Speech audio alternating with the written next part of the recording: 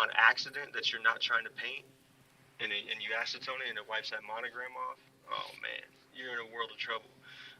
So those are tricky, but yeah, there's a whole process, man, and kind of depending on what textile you're working with, will depend on what your process is.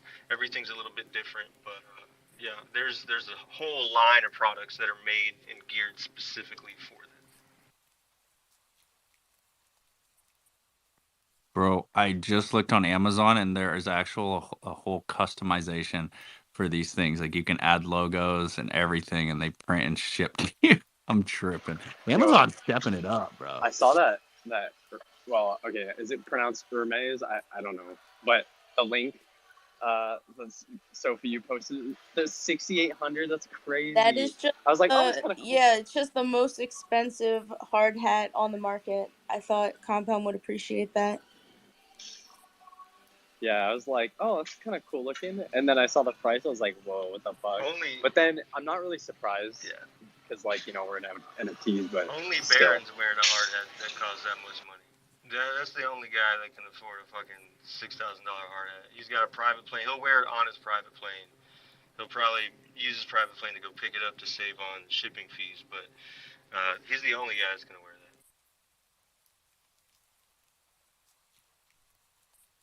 Dre Millie, what's good? What's goody two shoes? Gang, gang, gang. Nah, Dotson, I want to let you know, you didn't have to delete Twitter when that happens, when you send those replies and it doesn't go through. You just have to find that one reply that you sent that didn't go through and delete that. And then every reply after that will go through. Oh, I've tried that. Like, if I click on it, it comes up with the delete button. Mm-hmm. But then it just doesn't delete. Oh, damn. So, yeah, like, I don't know, it's shitty. Yeah. But I appreciate the help. No problem, man. Also, I saw your pictures that you posted, like, going to Spider-Man with your kids. Oh, holy shit, that's so cute. I love that. I appreciate you, man. We had a time. It was a great time. I'm going to go back and see it without the kids next time. But it was dope, bro.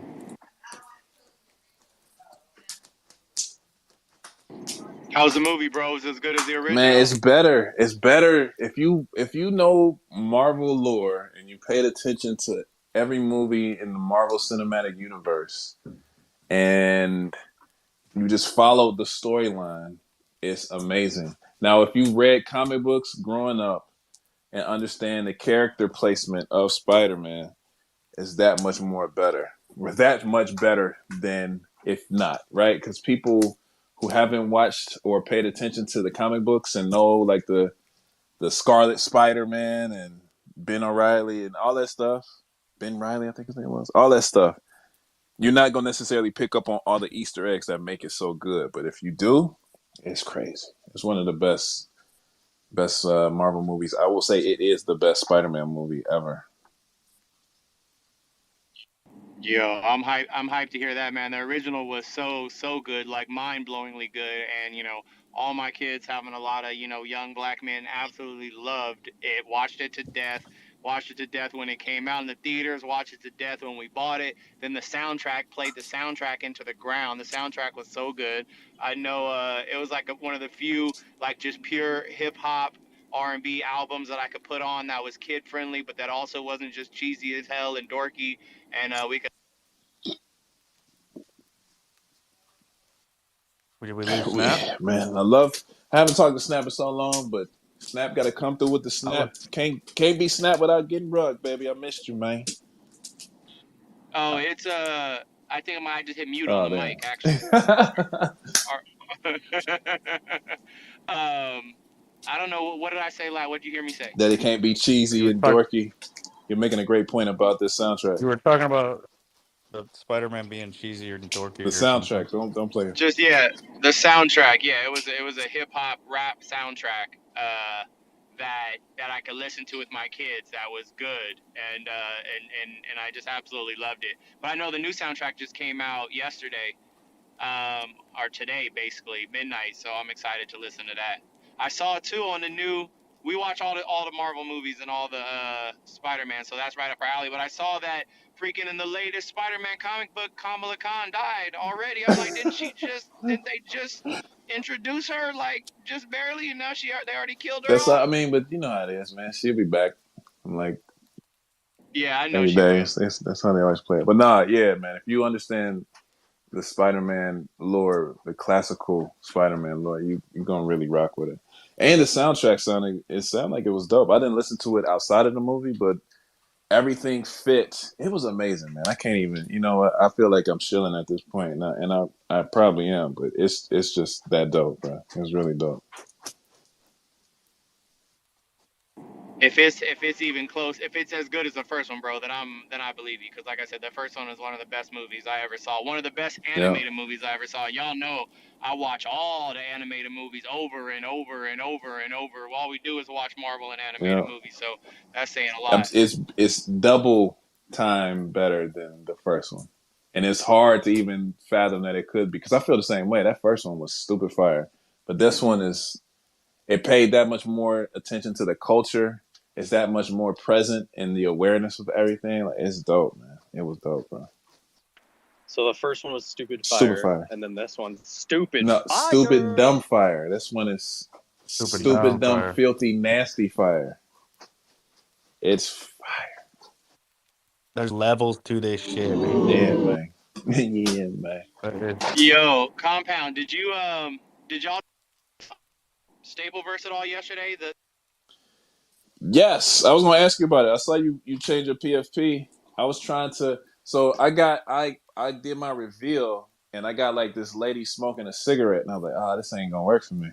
Then I found another one on secondary, and it's pretty much it's a dude with a flat top, and I had a flat top when I was growing up, so it's pretty dope. But I want to before I get rid of the lady who's smoking, I want to be able to take the things that are in the ERC 6551 and put it in the new one that I got. But I didn't jump into it today to even try to navigate through it. Did anybody rock with that? I wonder if they're soul bound, the other clothing, or are they able to transfer? That's exactly what I was wanting to talk about, because what really just blows my mind about the project, man, is all the technology behind it. Like the 6551 automatically like having the backpack tokens, and I'm driving through the middle of the desert, so if I'm rugging, let me know. But the 6551 tokens, man, being able to backpack, that's super cool. But already, like if you sent your stuff in early, they airdropped you a bunch of clothes, and already you can swap different clothes on,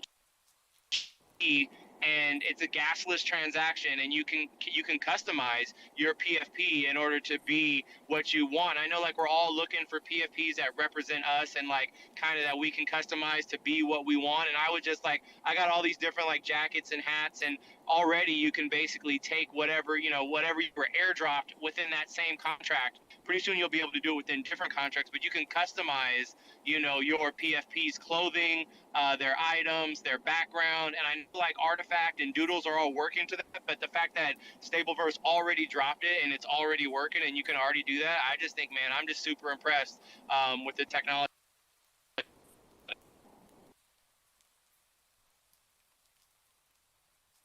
We lost it at the end there, Snap. I just said I'm super impressed with the technology behind all that.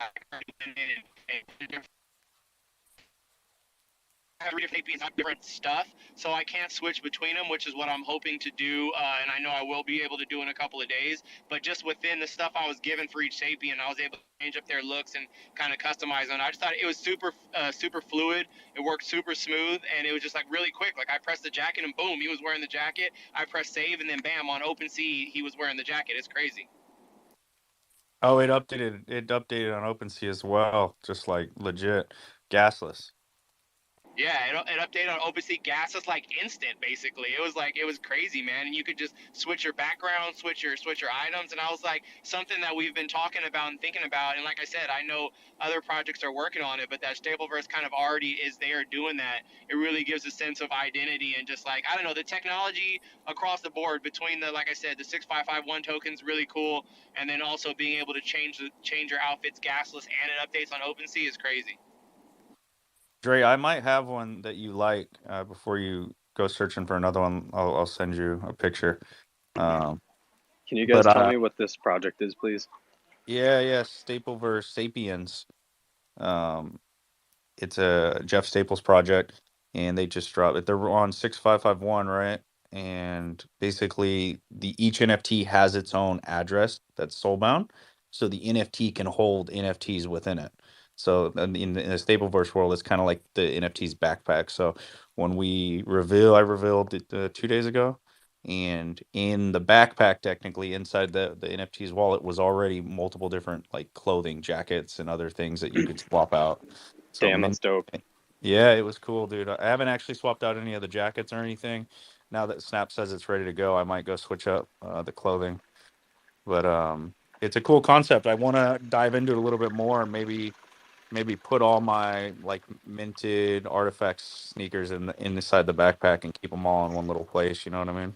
You know, one thing about this space, this Twitter space, is that I love, other than like, you know, you guys are awesome as well, but like, we actually talk about like cool projects and like things that are going on with the technology, whereas like most of the space is just like, what is Ben doing, or like, it's just so fucking annoying. So yeah, I love it here, and it's actually a comfortable space too, because it's like most most places are just, I don't know, it's like a really weird vibe, and like the energy is just weird, and then it's also really intimidating too. So, but yeah, that's dope as fuck. I'm gonna look it up. So yeah, I mean a lot of the spaces during the day they whatever's hot, whatever's the drama, whatever's controversial at the time is what gets talked about because it brings in views, it brings in listeners. People like conflict, but towards the end of the night, like we'll touch on things if there's some crazy shit going on. But we can't sit there for 3 hours and dive in to what the hell Ben.eth is doing. Like it's not even you could go to any space during the day and hear that if you want to. But we try to keep the topics on shit that is actually Yeah, like but Compound, I or heard he's coming out with the sixth coin, and dude, this one is different. This one's gonna moon, I promise. Like this is gonna change the game. Like I got inside info, and oh my gosh, like yo, okay, I'm in full mint. No, I'm playing. But yeah, dude, I actually want to go mess with my Sapiens. I want to add some shit to it. Snap, have you added any other NFTs to it and removed them, like sent them out?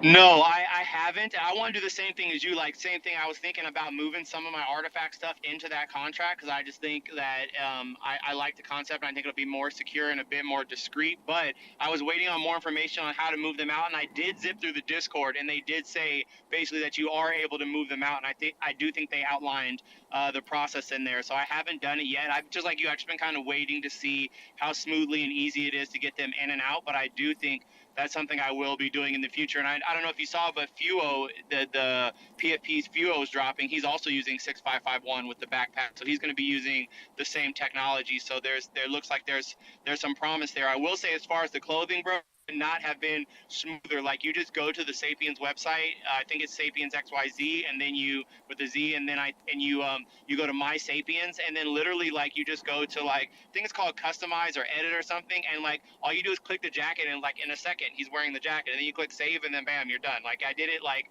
in 5 minutes before I walked out the house, so it was super smooth and super easy and fun. The only thing you can't do now, like I said, is like I got some clothes. Like, the only thing I don't like about My Sapiens now is my man's pink hair, so I'm trying to cover that up. But I got a dope like bird hat, but it went to a different Sapiens, so I'm trying to like I'm still waiting to be able to like get my, right now you can't transfer things that are backpacked into another backpack or use them even if they're in the same wallet, but they did say that's coming soon. But check the Discord because they do have some instructions on how to get the NFTs out of the contract. if I remember correctly, I never looked into it, but Mad Lads on Sol, didn't they have something similar like this? I just remember them talking about backpack and like you can have NFTs inside your NFT kind of thing. I don't know if anybody knows anything about that, but I think Stapleverse is the first one to do it like this. I don't know about Mad Labs, but I'm pretty sure it's my understanding that Stapleverse kind of introduced this technology, and they're the first ones to really do it. Yeah, we had a Stapleverse Spaces yesterday with Jeff and the creator of 6551. His name was Ben, and he went and got into the details of what made him jump into it and the inception of thought that he had that created it. And he was amazed that nobody thought of it before, and they were using it for another technology, and it kind of just evolved into this. So yeah, they were the first. They are the first to create it and execute it. So this is something that it has the potential to go into other projects and other brands, so they can utilize it as well. But the one that I posted at the top, that's the one that I got. I felt like it represented me. Like, oh, that's the homie right there. Hey, there you go. Yeah, I can see that's you in like that's you in like 8th grade, Dre. Hey, legit. I got a picture of me in 8th grade looking like this. That's crazy. Wait, post it, bro. We need to see that. Let me dig it up. Oh shit, Dre's got all the pictures, bro. I swear. I do, man. Memories, baby, memories. It's got a lot of they really worked hard, but like I said, so as far as the contract, Fuo already announced that he's using it, so clearly, like, I think there's a lot of potential. But as far as Sapiens, man, they put a lot into like the backstory and the storytelling, and like they look all crazy because they're supposed to be like 2099 New York, and it's just the future and super futuristic stuff. But another crazy thing, and not to show Stableverse too much, because I love a ton of projects, but just another crazy thing that they're working on that I think a lot of people don't know about is they got this thing called C Division, basically, and it hasn't really come to fruition yet. It's just starting to, but basically there's like workshops you can attend on like graphic design or clothing design or video production or music production. And after you've attended a couple of workshops, you could apply to join the C Division, and basically that will allow you to create within the Stapleverse and like within the brand things like with actual other creators, and even Jeff Staple himself receive commission, receive money for your royalties. For somebody like Rupsy, who we know can create some super dope shoes. Well, like I said, I know other people are working on it, like Artifact, but Stableverse seems to be a step ahead, where they're already trying to lay down the pathway to where you can basically co-create a pair of shoes with Jeff Staple that will be put out into, whether it be digital production or actual production. I'm not sure, as things go, but they're basically trying to really focus on enabling creators as well to create actual products within the universe. So I think that's really dope too.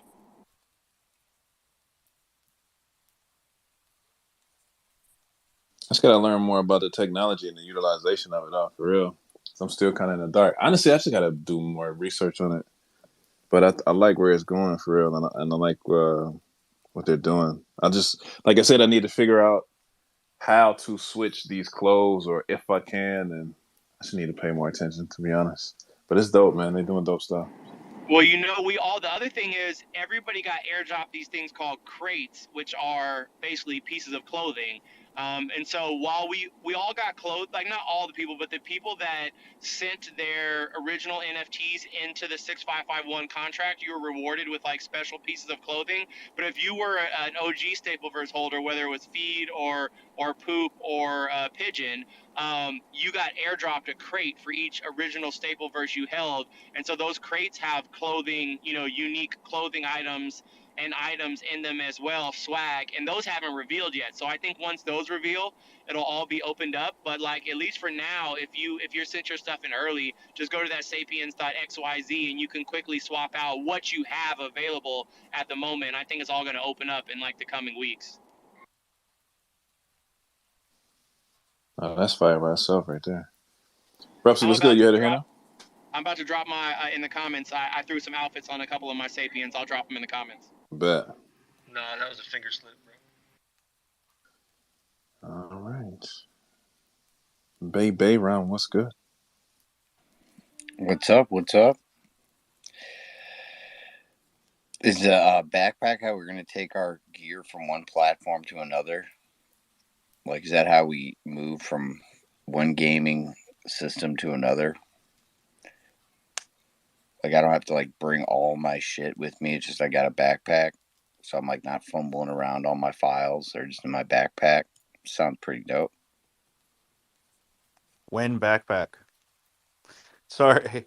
I was not gone. I was not gone. I was fighting. I was posting something on the timeline. I could not get out of it to unmute, but I'm back. Baron, I think we need backpacks, man. I think we need to put everything in one backpack and just move into any game we want to.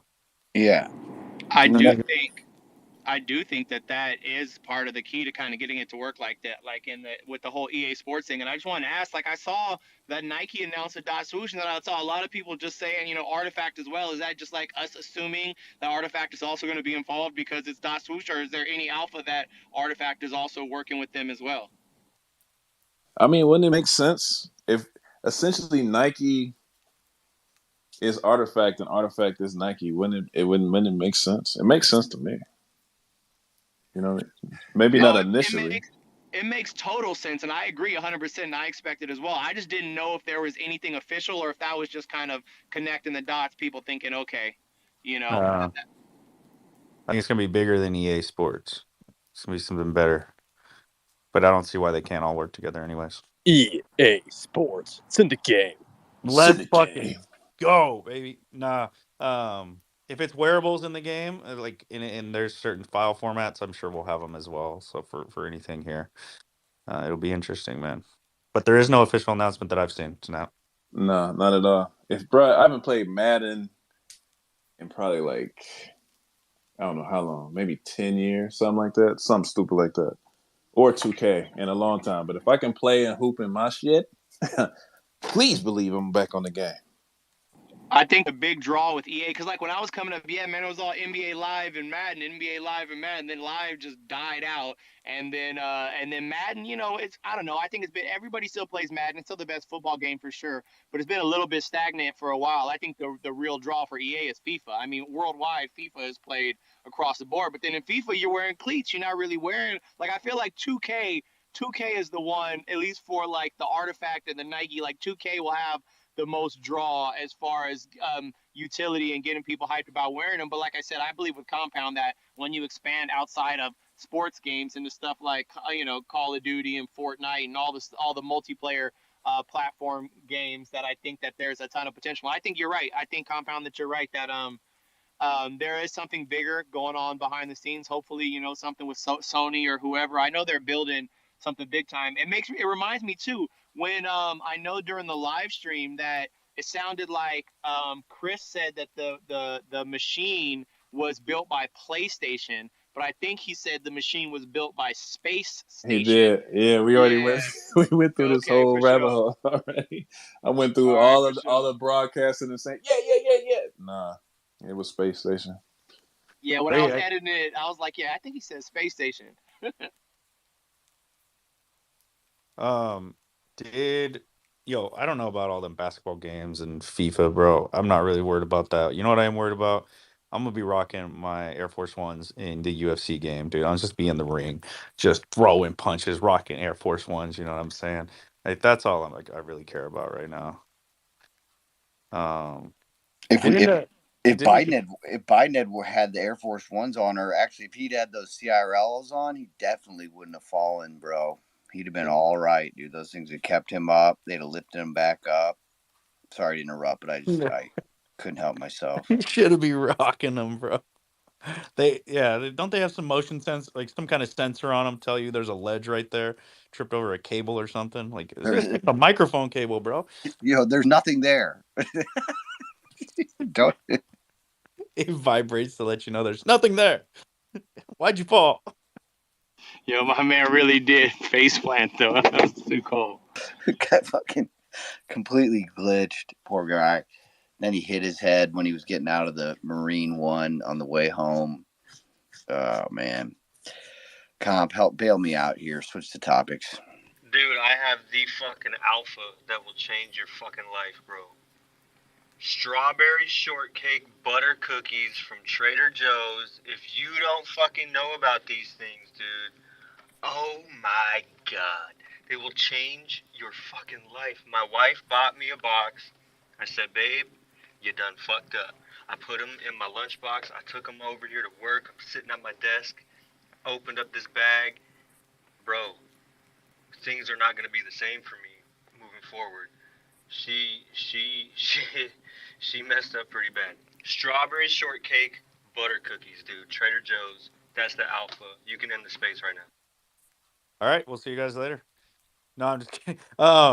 Why have I heard these before? Somebody else, Dre, I swear I'm having what's the deja vu? I swear somebody shilled strawberry shortcake cookies before from Trader Joe's on this stage. We've been shilled this before.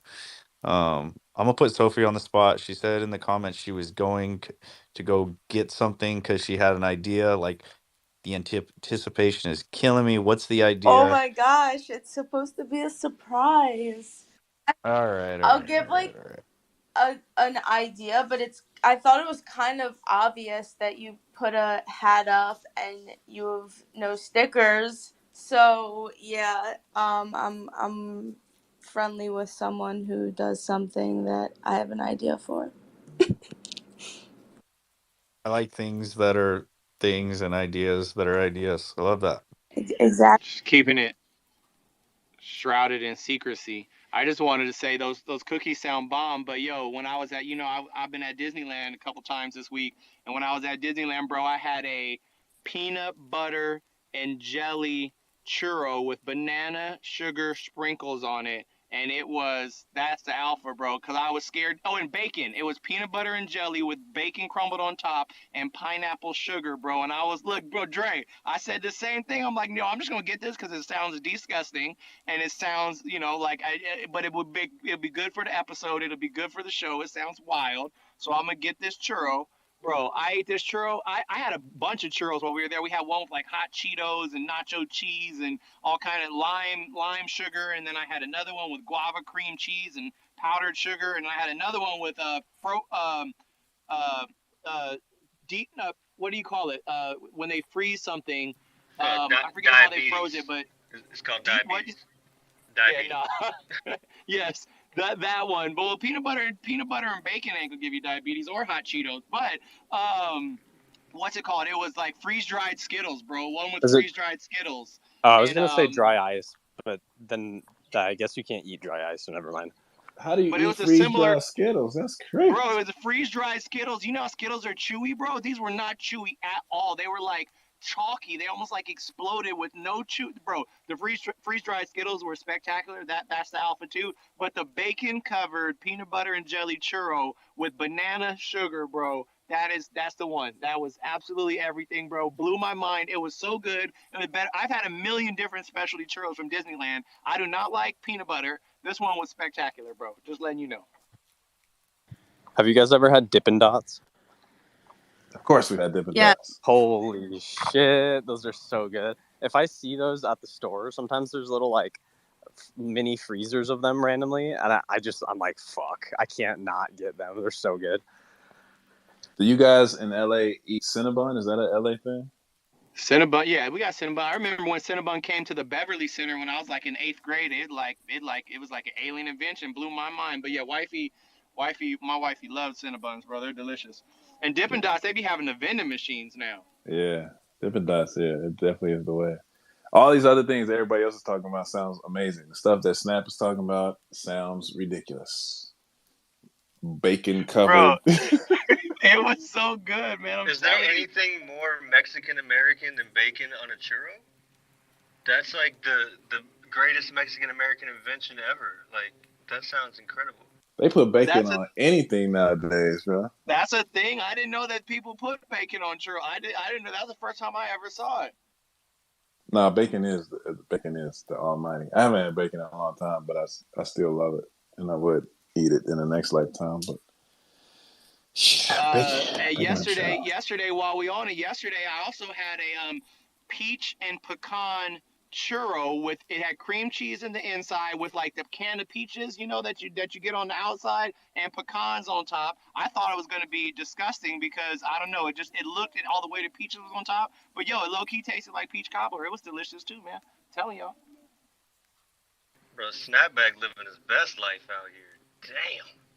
Hey, so the thing a lot of people don't know about Disneyland is so like Disney World is It is a tourist park, so most people coming to Disney World are coming from out of state or out of country. It's their first time there. They've never been, so like they'd never try new stuff or do new stuff because like if you went there for your one time your whole life, you've been waiting to go to ride Space Mountain, and it's like the Star Wars version. You'd be pissed off. Like I just want to ride the original Space Mountain. Whereas Disneyland is a locals park. Like almost everybody going to Disneyland has a season pass or has been there before, so they have to keep introducing new stuff for people to buy stuff and to get people to come back. And so they're constantly introducing new, like when I rode Space Mountain just now, right now it's Hyperspace Mountain, which is the Star Wars version. They almost never do that at Disney World, but they constantly are like literally like every 3 weeks there's a new churro or there's a new pretzel. And then it's summer, so with summer new season just hit, they just dropped like all of these crazy new snacks and treats, and they be coming up with some concoctions, and a lot of them are just blah, but a lot of them are spectacular.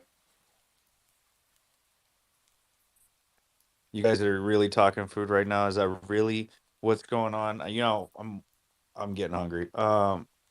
Donna's parents, my in-laws, future in-laws, are here and they're cooking, like her dad is cooking up like bourbon chicken right now, fresh, and I smell it. You guys are all talking food and I'm here smelling this amazing chicken. She just walked in and handed me like an IPA. Like, what is going on right now? This is a great. Did you guys hear that? Did you hear the crack? Oh my god. This is a great Friday. Keep going, keep going, keep going.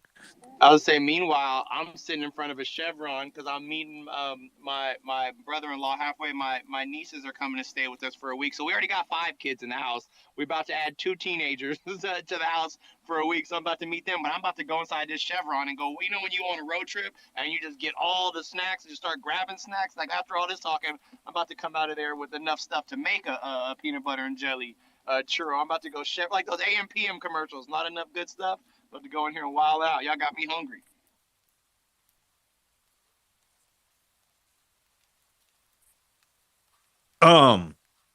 Snap, where are you picking them up at? Arizona or something? Driving to Yeah, Arizona? they're in Arizona. We're meeting halfway, so I'm like way out. I'm like out by Coachella, past Coachella, like Palm Desert, up towards like Yucca, 29 Palms, like way out here. I don't Yeah, know if no. if you go out that way, you go to Coachella, you pass that gas station with those giant dinosaurs. There's like these big dinosaurs at the gas station. That's where I'm at. No way, dude. You know me? Okay. What do you mean? Oh, bro. Listen, my sister lives out there. Her family lives out there. We used to always go out there to see them, and we would stop at the dinosaurs every time, bro. Like as kids, that's where you want to stop.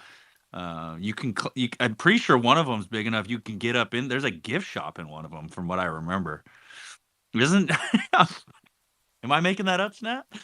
Hey, no, I was gonna say, see, well, that's where my good parenting stops, because it's a 5-6 hour drive to Arizona. Every time our kids ask us to stop, I say, hell no, we ain't stopping. We going. You can look at it. You can see it right there. It's a big brontosaurus, a patasaurus, whatever the new term is for it. So actually, I've never stopped at it. I've drove past it a million times, but I've never stopped. I gotta actually go inside one time.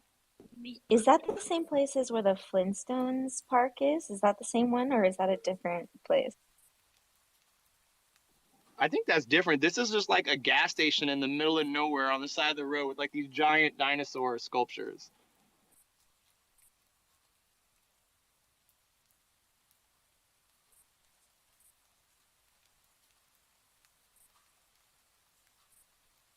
Dang it, Yo, guys. why is this the meta that people coming up with these AI full body displays of these projects and they keep doing clones like they don't have them? Like NFT Now just posted up something earlier today. NFT Now, bro. No, Y'all, wait. Really? This y'all isn't the supposed to only one? what? No, it's multiple NFT Now, bro. Y'all supposed to be educating everybody about NFTs, and y'all they really just don't know. Post it up. Yo, We'll pummel them like we did. We'll just like we'll completely retweet it with our infamous 3 file renders. We gotta teach them. This is crazy. This is crazy. yo, I already retweeted their tweet. I quote tweeted their tweet and told them to come to Bad Take if they that lost, man.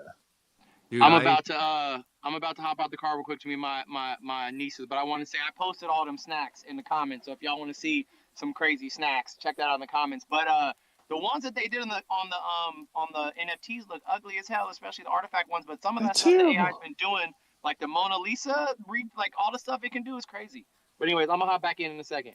Bro, I'll take a Rupsy Banks over any AI because any of these AI renders that I've seen have just, I'm quote tweeting and I'm just putting Rupsy's work on there and tagging That's him. Like, crazy, bro. show me an AI that can drop more heat than this man, and I'll be surprised. Like with the 3D bodies, like, This is are crazy.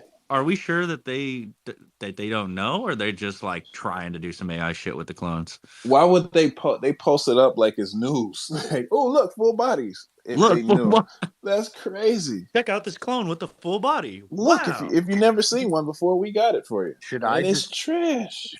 post Compound on NFT now? No, oh please don't Oh, do that. dude, that was the Please first don't do that. time.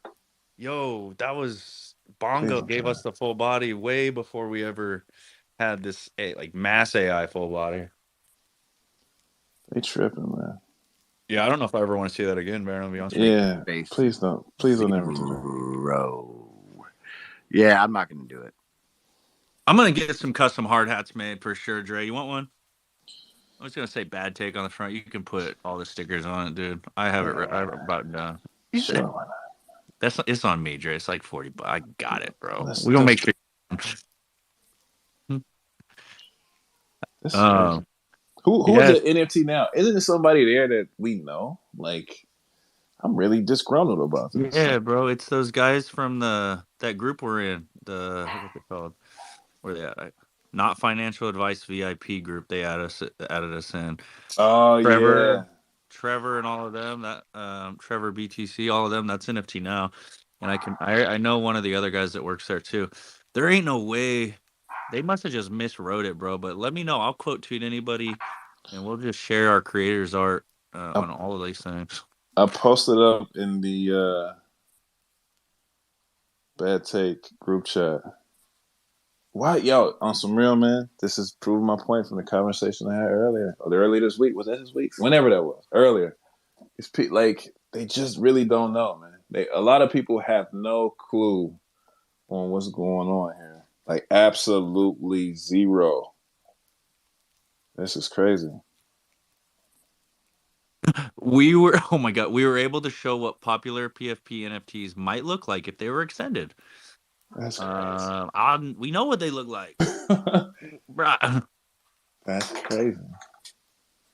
It looks like one of the leads at NFT now is K Money, and the last thing he said about Artifact was he had Artifact shoes he forgot to forge. Yep. So if it speaks for itself right there. Yeah. Yeah, I talked to him about it in Threadcast space. It's nuts though, but like Kiro said that yesterday. Like, these people are supposed to be representing the NFT space. They have no clue what's going on, man. Get Top on the phone, bro. We need to talk to somebody, man. This is crazy. Yeah, I don't know. Maybe they're trying to. It's almost like they're like got paid writers that are writing these threads for them, and they're pushing out threads and not even like really thinking about what they're pushing out. You know what I'm saying? Is like here, they're having content made for them and they're pushing it out because it's just like here's every collection in full body. Well, wouldn't that make this even worse? Because they're the one who's informing others. Imagine people who have no idea about what's going on in this space. They're coming to places like that to figure out what's happening, and they're getting totally incorrect information. Even in something like this, right? It's not that big of a deal, but it is because it's like, yo, y'all should at least have somebody who's placing the correct information out on your platform, because it's nuts. This is nuts. That's the problem. I guess it speaks for itself. Yeah, it's the problem with the media. You're just bringing it to light. Yeah, this is the entire problem, you know? And also that's why we need better platforms, because there's no actual intersection of what's going on here with like you said, if you're coming to the space and you have absolutely no idea what's going on, you don't see anything on, let's say, Artifact, it's like, okay, you're not going to know about it. And then they rely, like, you know, it's too small. So yes, that is the problem, and that's why those channels aren't, in my point of view, going to make it. You know. That's a fact. I mean, that's also though too why Artifact doesn't get the exposure that it needs for the dope shit that's happening here because they don't know. Even the so-called quote-unquote leaders of the space have no clue. You know what, Cop, man? It's time to just infiltrate, man. Bad take media to the top, bro. We can't come to these people and wait for them to do things. We got to do it ourselves.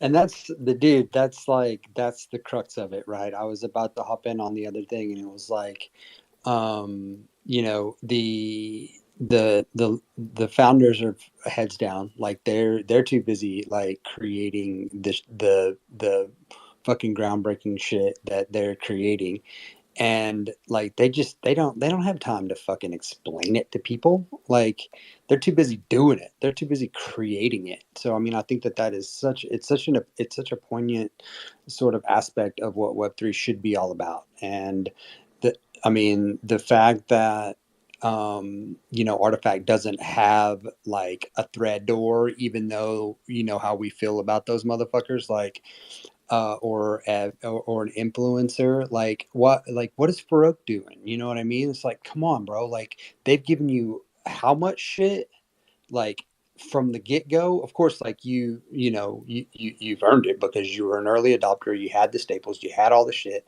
But at the same time, like they seed you with that shit, they send you this shit.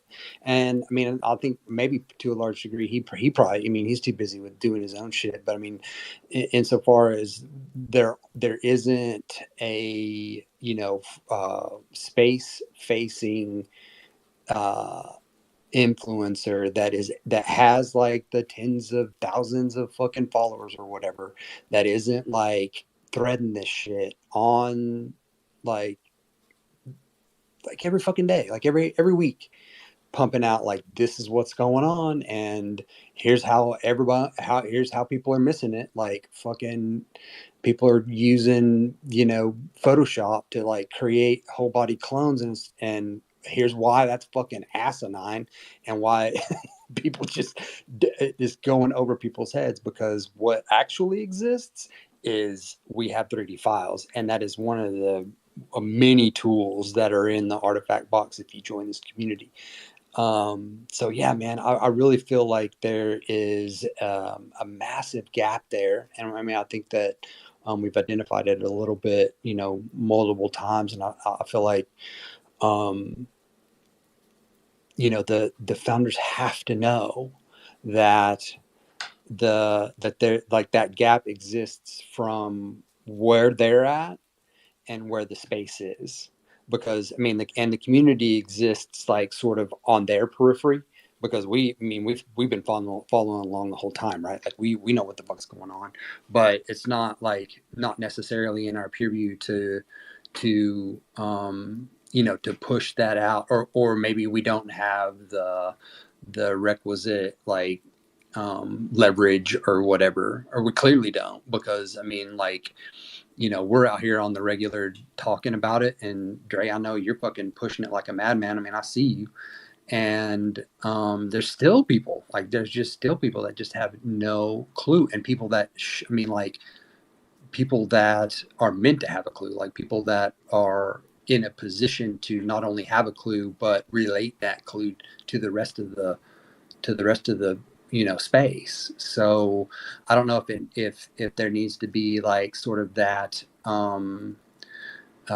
you know, that somebody take it to the founders and say, look, okay, here's the gap. Like, obviously we need to onboard these you know, these .swoosh folks, and we need to onboard people in the context of the complexity of the ecosystem, and they're on that. Like, they're building the website that will be the, you know, the information point for people, like the first port of call for people to go and wrap their head around what's happening. Like, we're pretty sure that is you know, in the works, like it's in the pipeline. But at the same time, like, there needs to be you know, like the sounding board for that, to push essentially that out as soon as possible, like even like before, like preemptively, you know, to push that out to the space, to be like, hey man, there is a lot going on that y'all don't know about, and y'all need to know about, and it's about to drop, so get ready. Yeah, this is nuts. And I can understand the perspective of if they were just looking to use AI just to use AI just to showcase it. But what's the point of that if there's, for every other, that doesn't make sense to me. For every other project, they don't have full body. So AI makes sense to dive into just to figure it out. But it just seems like a real disconnected post. As well. Never mind, I'm not going to it. But yeah, man. Yeah. I I saw. think like some of I the like it. creators that. Sorry, go ahead, Colin. No. Dre was about to cook. He's about to go in, and I was like, he caught himself. I was like, no. Go ahead, Dylan. We won't let Dre go in. No, we're seeing we're seeing some of our creators use AI in crazy ways. Like, I think it was Alts that used that environment creator AI that made the 3D environment that is, already, rigged. Clone could move around in, and I mean it's like that's it's like, why are we fucking around with training wheels, y'all?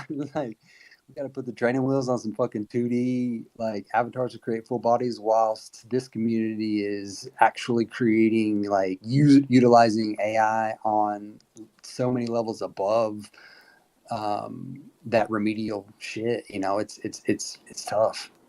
It's tough to watch. When I was in that on the heavy metal stuff, and those are all supposed to be 3D in-game assets. I was in a big chat with all these I was celestial holders and hollow holders, and when they dropped, I was like, so when do we get the 3D files?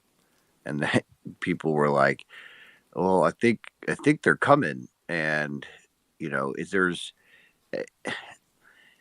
it's like everybody's just waiting on what they're waiting on, and they don't go outside their purview because they're just begging and hoping that what they think and hope is going to happen with their project plays out.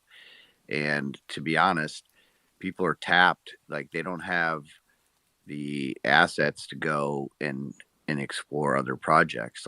They're in the one that they're in. They've been in it for a while. They've got friends in there. I don't think there's a liquidity or capital at this point with the existing space, which is why dot swoosh is so important, and why I care less and less about Web3 Twitter, is because this thing is fucking gonna move right past Web3 Twitter. It's gonna just blow it. It's gonna leave it behind, and we're gonna be in mainstream before we know it. And all the things that we talked about and worried about are getting figured out by people that are smarter than we are. And that's taking nothing away from the people that are here and creating. All those people will get theirs because of us leaving in the dust some of the characters that are here, and that's putting it nicely. We're due for change, and it's coming. I wonder if, here's my prediction. I think that as of now, the 3D files don't mean a lot to most because they're not using them, and there's no world or metaverse or game, seriously massive game, that is allowing the use of them yet. But as soon as Other Side drops, and if the apes don't have their 3D files, or Other Side, the mutants don't, the heavy metals don't, there's going to be this rush of pressure on a lot of these other teams. It's like, oh shit, we got Other Side here now. I want to bring my Azuki in there. I want to bring my ape in there. I want to bring my alien friend. Every project is going to have a lot of pressure from their holders because, like myself, I hold Other Side land, and there are a lot of cross pollination of other projects that hold Other Side land, and people that are looking forward to kind of using that metaverse. So there's going to be a lot of pressure on teams coming up, and I think that they need to get a jump on it now. Baron, we've had this talk, right? This is the heavy metal dropped, and it's Yuga's fourth kind of character collection that hasn't come with 3D files. So they're backed up all the way to the apes. The apes don't have it. The mutants, I've heard, are extremely hard to do in 3D, just because there's so much detail in the art. And now we're to heavy metal, and there's none of them have 3D files. There's going to be, they got to be working on them now, and I think every team should be working on them now. Hey, that's just my opinion. What's up, Wiz? You mentioned not knowing about the 3D files and whatnot. Like, I think in the general public view within the Web3 space, if you were to tell somebody like just the average degen or people, you know, like that own assets, if you're like, oh yeah, you know, the clones come with 3D files, they'd be like, in their mind, they're probably thinking like, oh yeah, but like what did, you know, what did CloneX or, you know, like Artifact, or, you know, what did they do with them though? Like, they just gave you the files, like, that's great, what about it? But they don't understand that had like the importance of it, I guess. I mean, because for me, I didn't really understand that either until I started looking at the ecosystem. Because it's like what is, I'm thinking of, oh yeah, well, what is the project doing for the holder? But part of that is like the holder and the community. That's like part of their that's on them to also build as well. So, but yeah, that I was just thinking too, like the mutants having 3D files for them, that would just be so crazy. Like, I can't even imagine. Like, Yeah. There yeah, are crazy, bro. There's a lot going on the mutant apes. They have a lot of crazy different traits. I heard that they're really difficult to do. I've seen a few mutant apes that have been done independently, like paid for, and they look a little wild. There's a lot of shit going on. On your other point, a lot of people are here just for the speculation and the money, and they're okay with just 2D JPEG trading, right? They're not diving into metaverses. They're not creating content. They're here just solely for the money, and that's fine. There's going to be a lot of people like that. So there are people who just prefer to just trade that picture, PFP or NFT, whatever it may be. But I think that if you're moving like forward and you want to be in the space longer and you want to build an identity around something and you are looking forward to the metaverses to come and building a brand or building an app, something around like an avatar, you got to go past just these profile pictures in Twitter, in my opinion. Shadow, what's good, bro? Hey man, yeah, I'm out getting some food right now, but I wanted to jump into this conversation because me personally, this is just my personal opinion. I think if your project does not have a 3D file after Monday, people may look at you a little bit different come the next bull run. And basically, what I mean by that is AR and throughput mixed reality headsets is going to really start turning light bulbs on. And I can tell you right now, you're not going to be as excited about flipping around your pristine 4K PFP and AR than if you could potentially look down at your feet and in full 3D, you can see your Nike shoes, or you can see your little animus around you and all that different stuff. 3D files is a long-term play that I'm glad Artifact is already done and they already got that done. I do find it funny when I do see all these other projects that are like, don't understand. Like, you guys are all talking about metaverse. You're all talking about all this. Hold on one second. Okay, bye. No, sorry. They're letting me know the food's going to be a second. You guys are talking about, these projects are talking about metaverse. They're talking about all this amazing stuff. And I'm like, but dude, you don't even have a 3D file. Like, so either you're going to wait on the company to do it all for you and you're not going to be able to use it yourself, which that's fine. But at the end of the day, every single NFT project out there right now has to think bigger than just being a PFP. Every single bull run, think of it like a crypto. You have to be evolving and working on something. Part one can be community, can be PFP. Part two has to be 3D and building and digitals, and you have to continue to innovate and get, like, that should be your motivation. You can't stay stagnant. If you stay stagnant in NFTs, technology and everything else is just going to pass you by. So I do find it funny when people don't realize that all that stuff they're asking for, it starts with 3D files. No, that's a good point, and you kind of tripped me out in the beginning when you said Monday, and I'm Me like, too. What's wait, Monday? yo, Monday, and I'm looking around, I'm going, something's happened on Monday, and then I remembered it's the 5th on Monday, and Apple is showcasing its new mixed reality glasses. And I don't know if they're going for sale on Monday. I think it's more so a showcase at the conference. They might do a pre-order like they Yeah, usually do. and I think as corny as it sounds, I've been seeing people posted.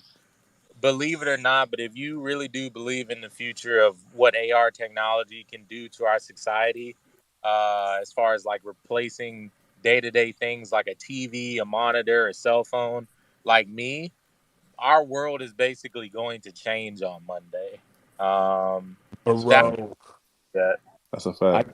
I carry my phone and my AirPods everywhere, right? So you're saying that, like, in a sense, as everything starts to adapt to mixed reality, these glasses are just going to be in a case in my bag, just like I carry everything else around, or on my head at most times. That's a crazy fact. That's real. It's crazy because I never thought, like, when we got flip phones, bro, I never thought that I would be holding this square thing in my hand 24/7. If it's not in my hand, it's in my pocket. It goes everywhere with me.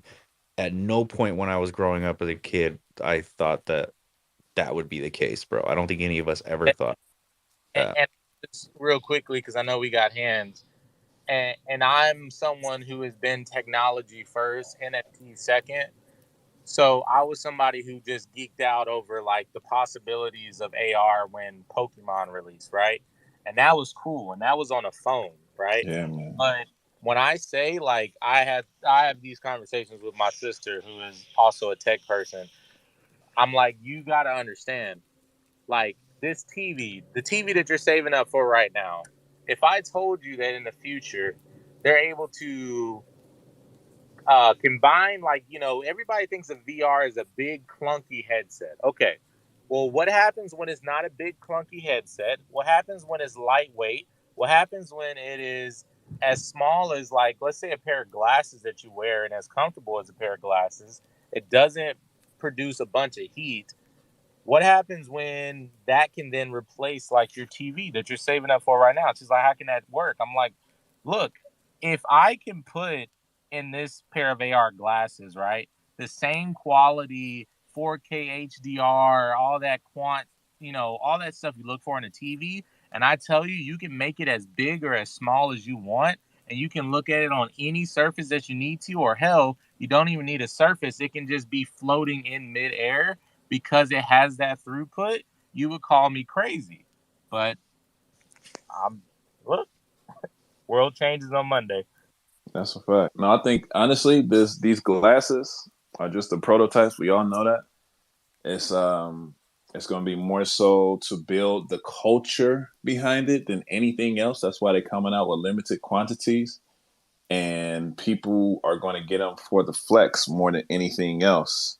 And because you see people walking around now with the over ear pods, like just walking around with them. And you got to be listening to music. It's part of the flex, and that's what these glasses will be. Not to say that they won't have any type of utilization with augmented reality, because of course they will. But this point is just to build the culture behind it for people to be a part of it and want to be in that culture. Yo, I need a pair of those, and it's eventually will be a pair of glasses that won't be big and bulky that connect to your phone, like you said before in the previous space. It's going to be a pair of glasses, and then it's going to be contacts.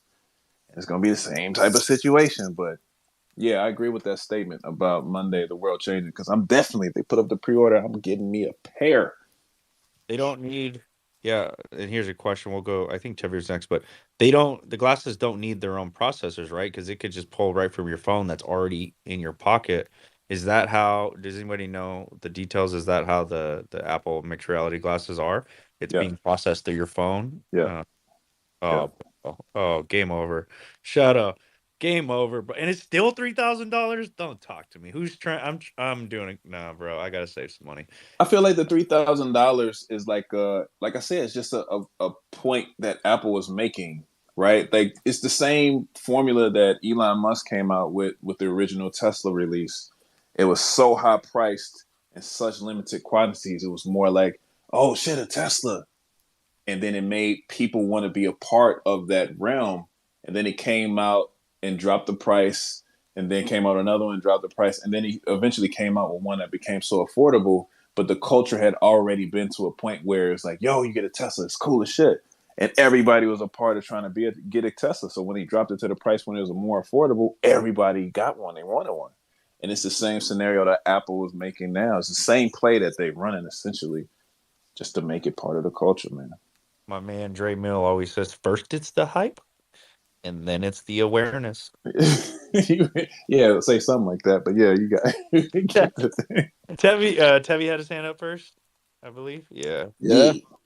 What's up, everyone? What good? Welcome to Bad Take. Thank you for coming. And I'm glad. Thank you for having me on stage. You know, it's a beautiful crowd, lots of beautiful people out here. But no, like, so it's funny because I thought I was the only one like overly hyped and seeing like Monday how important and big that's going to be. And my man Shadow came out here and laid it out, you know, pristine for everyone to hear and understand. I was busy looking at these 2D bodies with AI and just like laughing. I'm like, well, it is what it is. People are going to be left behind. But, you know, really kind of going back a little bit, right, to the point around the 3D files. And I think Comp was you who said the other side will kind of help like make it, people realize what's going on. You know, I have to disagree a little bit here. I think with what that swoosh is doing, all these in-game assets, EA Sport, Artifact, Nike, and again, the stuff that's happening with Apple, when that hits, which I'm fairly confident will be before other side hits hard, like people will become a lot more aware. And if nothing else, it's going to force other side and other metaverse. Actually, I don't even want to go to other side. Like, OnCyber has been doing a lot of this stuff, right? Already creating these metaverse world and partnering with different Web3 companies and projects. So I think a lot of that stuff is coming to a head, like really soon. If nothing else, I would say like the Yuga team probably need to speed things up because the last thing that you want, and I've been in their demo, it's bonkers, it's insane. Like I love what they're doing, so I want to make that super clear that I'm not dogging on them or anything like that. But I feel like if they take too long, knowing that you have like some of the bigger studios now getting into the game and pushing that technology, I think they're going to get left behind. And when the masses come, they're going to do what they always do, which is go with the trusted name that they know. And that's going to be your Square Enix. That's going to be your big current Web 2 gaming companies that are going to take it all. So again, I think Monday things will start coming into view. And depending on who's moving or not moving, not realizing or realizing, they're going to get ahead or they're going to get left behind. And it's that's really as simple as that. And the reality is, like all these influencers that are supposed to be our experts that clearly don't seem to know what they're doing, or it's just engagement farming, right? It's more about getting people to engage with the post, whatever the reason is. If they don't get on the ball, they will lose credibility, if nothing else. And that's really on them, right? So I think we're about to cross that chasm where the whole sensational, attention grabbing, the I guess 2022 and prior playbook will no longer work. You're going to have to come with like the right type of information, providing value to people for them to follow. If you're not able to do that, you're just going to become irrelevant, and that's how I truly feel.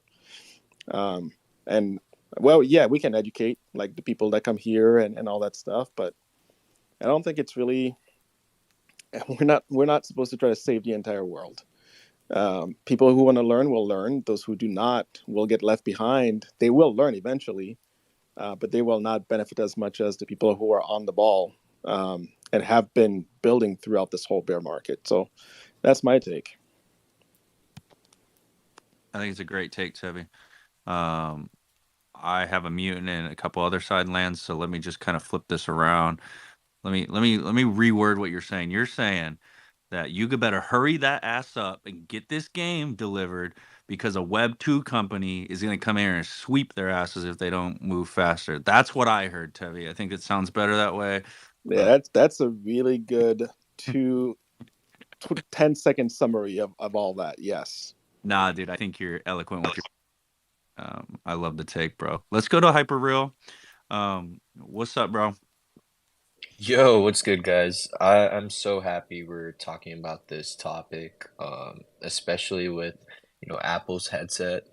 Like that shit's gonna go crazy. Like, let's see, let's take a look at some of the things which have gone down, right? You have Palmer Luckey, the guy who created Oculus, like he got like a sneak peek. And he's saying, yo, that shit's gas. Like, it's crazy to think about. Like, this guy is a prominent figure within the VR industry taking a look at an Apple product saying, yeah, this is good. And we know Apple, like the way they operate is just so interesting. They wait for other people to do like all the tough shit, like make the innovating stuff. Like for example with Meta too, like they were doing like they're spearheading this whole like VR ecosystem and it just didn't pan out. And now they're just like primed. They just saw like the shit which Meta did and they're like, all right, time to one up you guys. And what I really thought was super interesting too, which kind of is adding to the hype, is how Meta decided to release the Quest 3, like what, a couple days ago? Like, Yeah, a couple of days prior, which I was know. hilarious. I thought that was so funny, bro. Like so funny. All that did was just hype up this Monday announcement, right? Like that shit is so funny because like I'm looking at the MetaQuest 3 and I'm just like, okay, looks interesting, but like now I'm really interested to know why they did this because it's such an interesting tactic. It's going to be released in fall. The trailer looked cool, but it wasn't anything like groundbreaking. And honestly, in my personal opinion, it didn't look really that great. Like it didn't really show anything like next steps wise. And so going back onto the point of like other side, right? Like these other metaverses like coming in. There's someone made the point that like, they gotta speed their shit up. I was looking at like their developers, other sides like developers. I don't know if you guys know who Improbable.io is.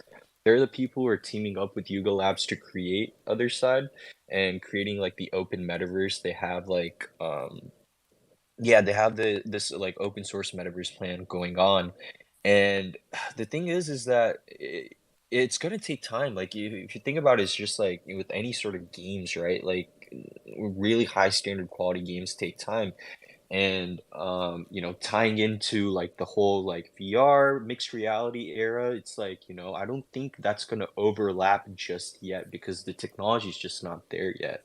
But I will say this, whatever Apple's gonna do on Monday and show like the potential of the metaverse. I don't think it's going to be a finished product. I don't think it's going to be perfect just yet, but it's going to start that conversation. It's going to make the metaverse like the idea of it cool again because we all know Zuckerberg just did not do that well. Like he was trying to make the metaverse cool, but Apple's going to come in and start that conversation and it's going to trickle down to like bigger metaverse platform. It's going to trickle down to NFTs, starting that conversation again as in a more positive manner because the conversation for the past like I would say like a year or so has been very like negative around the subject, just mostly due to Meta's like, fumble. Remember Yeah, and when I had a the conversation billions of about dollars this? they've lost. So like That's that, because that's sorry, Dre. Like yeah, like all the comments around Meta has been around all the money they've pumped into it and the low quality of the graphics they've put out, right? And so as an investor in Wall Street, really the big focus has been on billions and billions and billions of dollars invested, nothing that's actually attracting consumers or into the product, right? So it's basically being painted as this profit losing, uh, no vision type endeavor at this point.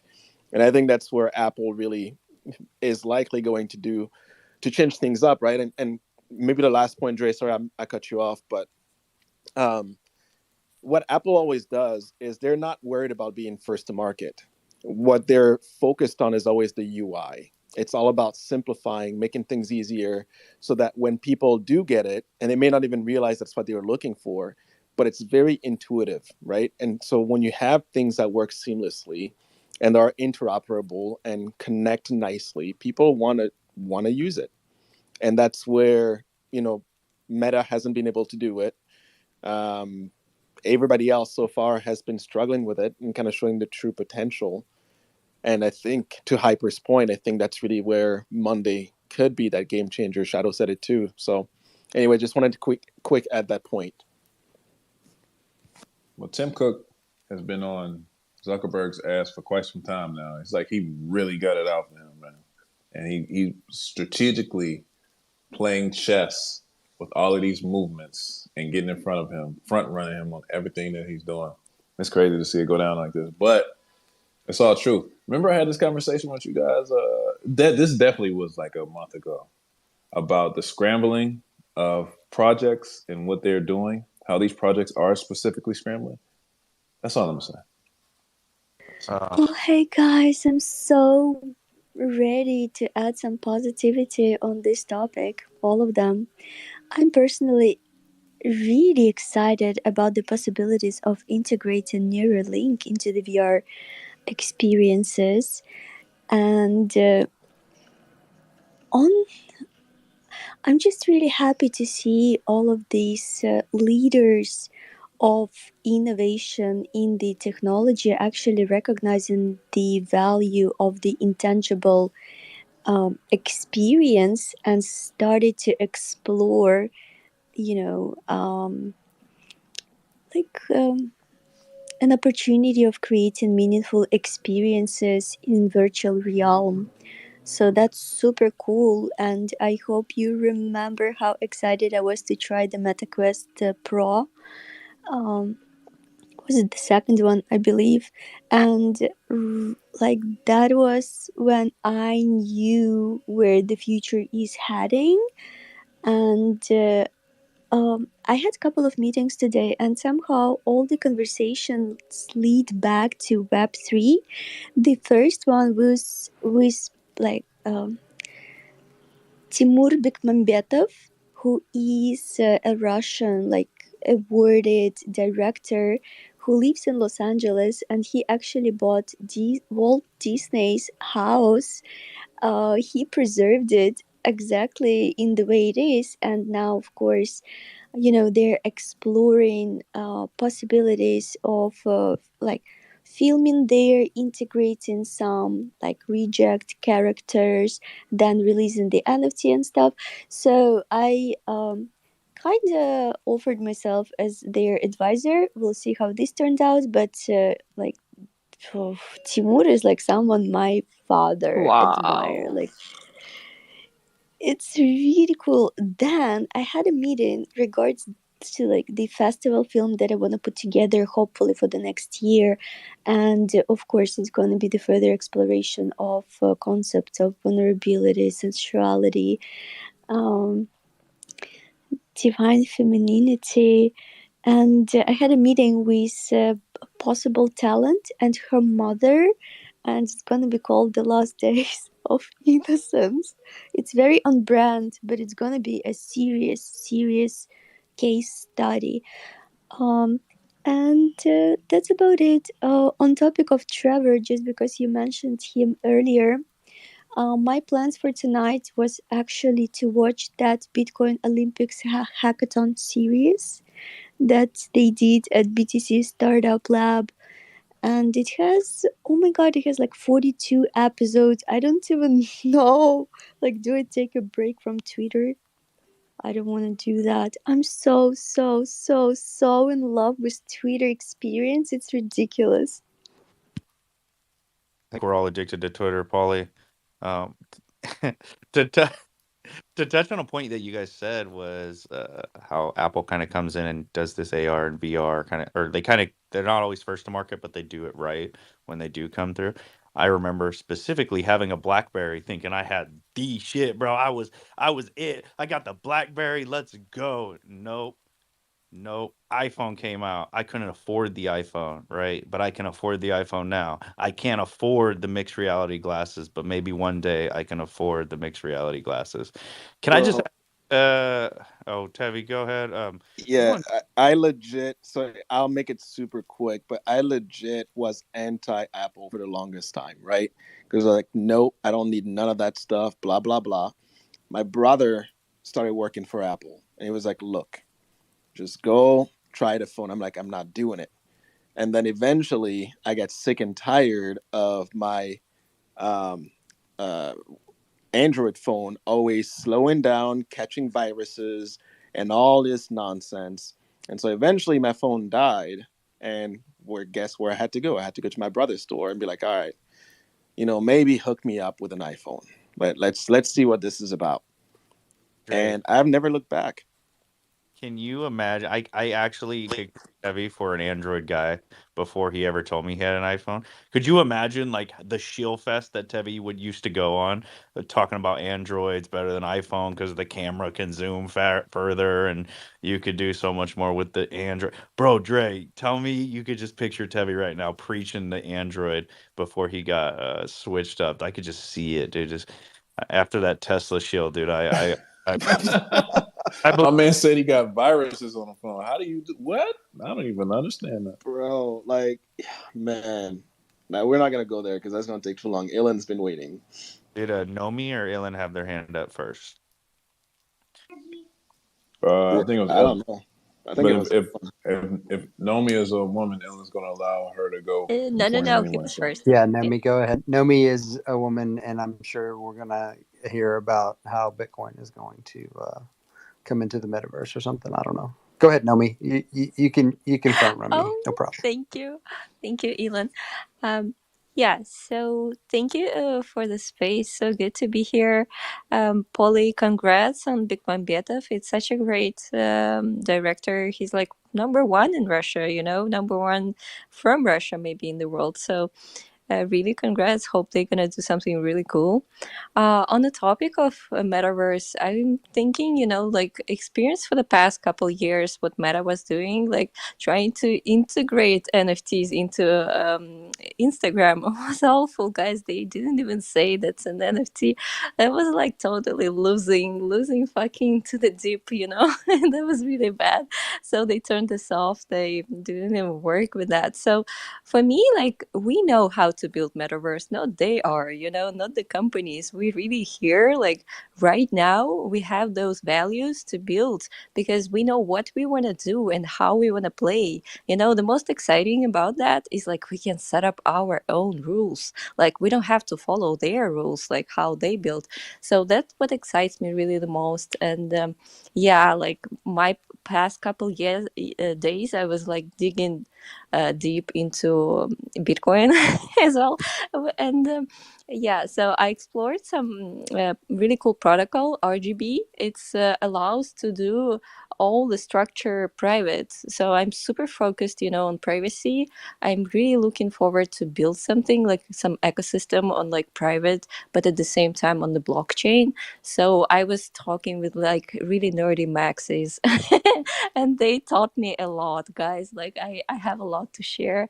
But anyway, it was really great, to explore actually like technically how I can build that and what gonna be the rules there because I want to create something really different. And as you know, maybe I shared now that I want to build like something between social media and marketplace.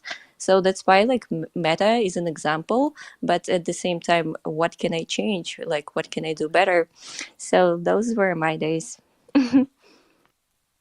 Um, is it safe to say, like, am I gonna get canceled if I say that Meta and Instagram are boomer tech? Like Instagram itself, dude, is like them trying to implement NFTs. They couldn't get it down. Every time I go on Instagram, it's all literally just videos stolen from TikTok or tweets stolen from Twitter. Like Is it? Bro, I can't stand Whoa, Instagram. whoa, whoa, whoa, whoa, whoa, Bro, I whoa, mean, whoa. will Is your it boomer opinion tech? be This different you if you sound had like like my million 13-year-old daughter followers? right now. hold on. Whoa, She whoa, kept saying whoa, like whoa, everything whoa. on Instagram is for old people. It all comes from TikTok. All they're like so last season. Man, that's I don't appreciate that On. disrespect. Go on Instagram and it's literally just stolen videos from TikTok and tweets. There's like people posting tweets that were funny, Twitter. So I don't know. Instagram's boomer tech. We don't got to get into that topic. We can do it later. If anybody's heated about it, hit me in the DMs, comment down below, maybe retweet the space while you're there. Ilan, what's up, bro? Yeah, dude. So like quite a bit to say, actually. But yeah, I wanted to sort of touch on Apple like that. I think that it's really rad to flag that and to see, to see what's essentially going to happen on Monday. I mean, I think that one thing that Apple does so well is timing. Like, the thing is there were a lot of sort of smartphones that came out before Apple, but there wasn't really a fucking use case for them. Aside from the BlackBerry, which was basically they had the keyboard and they had the corporate types utilizing that, and so it was like email on your phone, basically was all BlackBerry was. And so when Apple moved in, they basically turned into what was before like the iPod. So it was like all your music on your phone, and you can make calls and the text message thing. And then they opened up, the App Store, and they're like, okay, devs go crazy, right? And so I mean, I think that whilst these headsets have existed, HTC has them. They usually needed to be tethered to, a box or whatnot. And then the hands free came with Quest, and it was like, oh, these. I mean, it's kind of cool, I guess, but these games kind of suck, and there's no real browsers. Now that obviously Apple's bringing their product to the masses, is going to be like a real free for all, with the devs. And I think that that's going to be it's such going to. I mean, for Web3, it's going to be an integral part of how we assert ourselves, in utilizing this tech, which is basically a tool, right? Like the iPhone was just a tool until people started making rad games on it, and then like it started out with like you can fake drink a beer on your phone, and now we're doing all kinds of crazy shit, on our phones, and that's not thanks to Apple. That's thanks to the app developers, and it's going to be really interesting to see how the people in Web3, the creators, facilitate the utilization of that tool, which is going to be the mixed reality glasses for whatever they're going to basically create on top of that. And it will give, the people that have been building in this space, an excellent platform to showcase what they can do. And it's going to be next level tech. And I mean, obviously, like, we're pretty well, positioned, to take advantage of it with all the AR that we already have going, the metaverses that we already have going, the skins that we already have going. Like all the pieces of the puzzle are ready. And I mean, I think it's such an integral part of what Apple does, right? Like they take the temperature of the marketplace, and when the market is sort of ready, but it is still first mover advantage to the device, to the tool, not first mover advantage in the marketplace with AR, but like first mover advantage for giving this powerful tool to basically the tastemakers in the tech sector, and that's like the app developers essentially.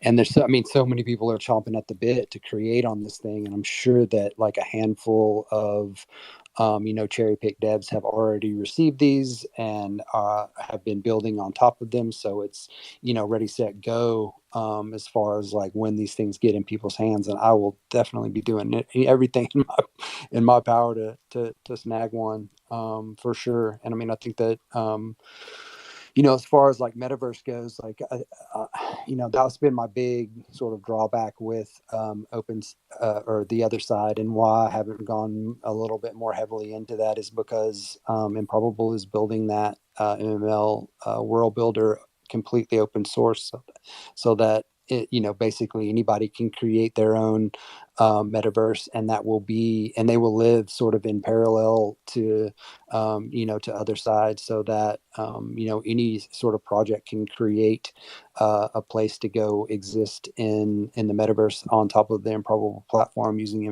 their MML tech.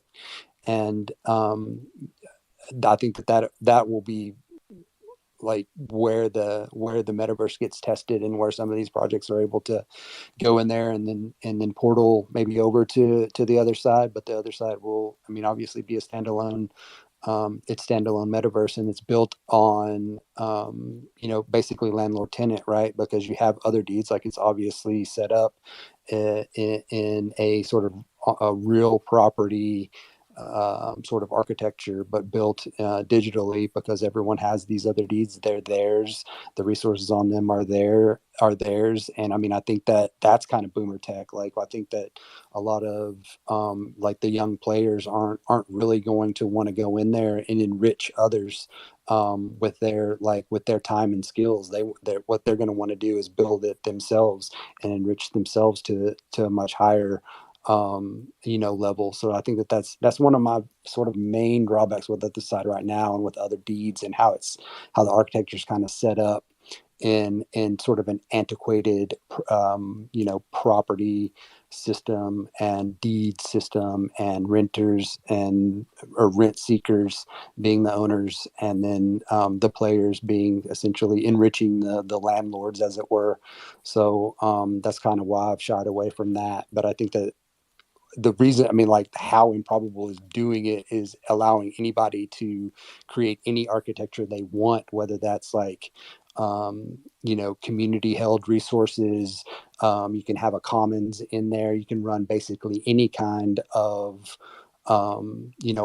social structure in the metaverse that you want. Like, it doesn't have to be tethered to capitalism, or like real property systems and property law. It can be fucking anything. And so that's where like the real frontier is, in my opinion. Ellen, do we think that, you're concerned that Improbable going open source and releasing kind of this to the public is going to conflict with other side, or take market share, or these projects able to build upon it and take market share? Is that the worry? Not so much that it'll take market share, but that it, like, the things that people build with MML are going to be more interesting to users. They're all going to live, sort of in parallel. Like, that's the whole point that Herman had. Like, that's his sort of ideology or philosophy, that there will be multiple metaverses, and all of them will sort of cater to whatever they're created for, and they can have whatever architecture they want.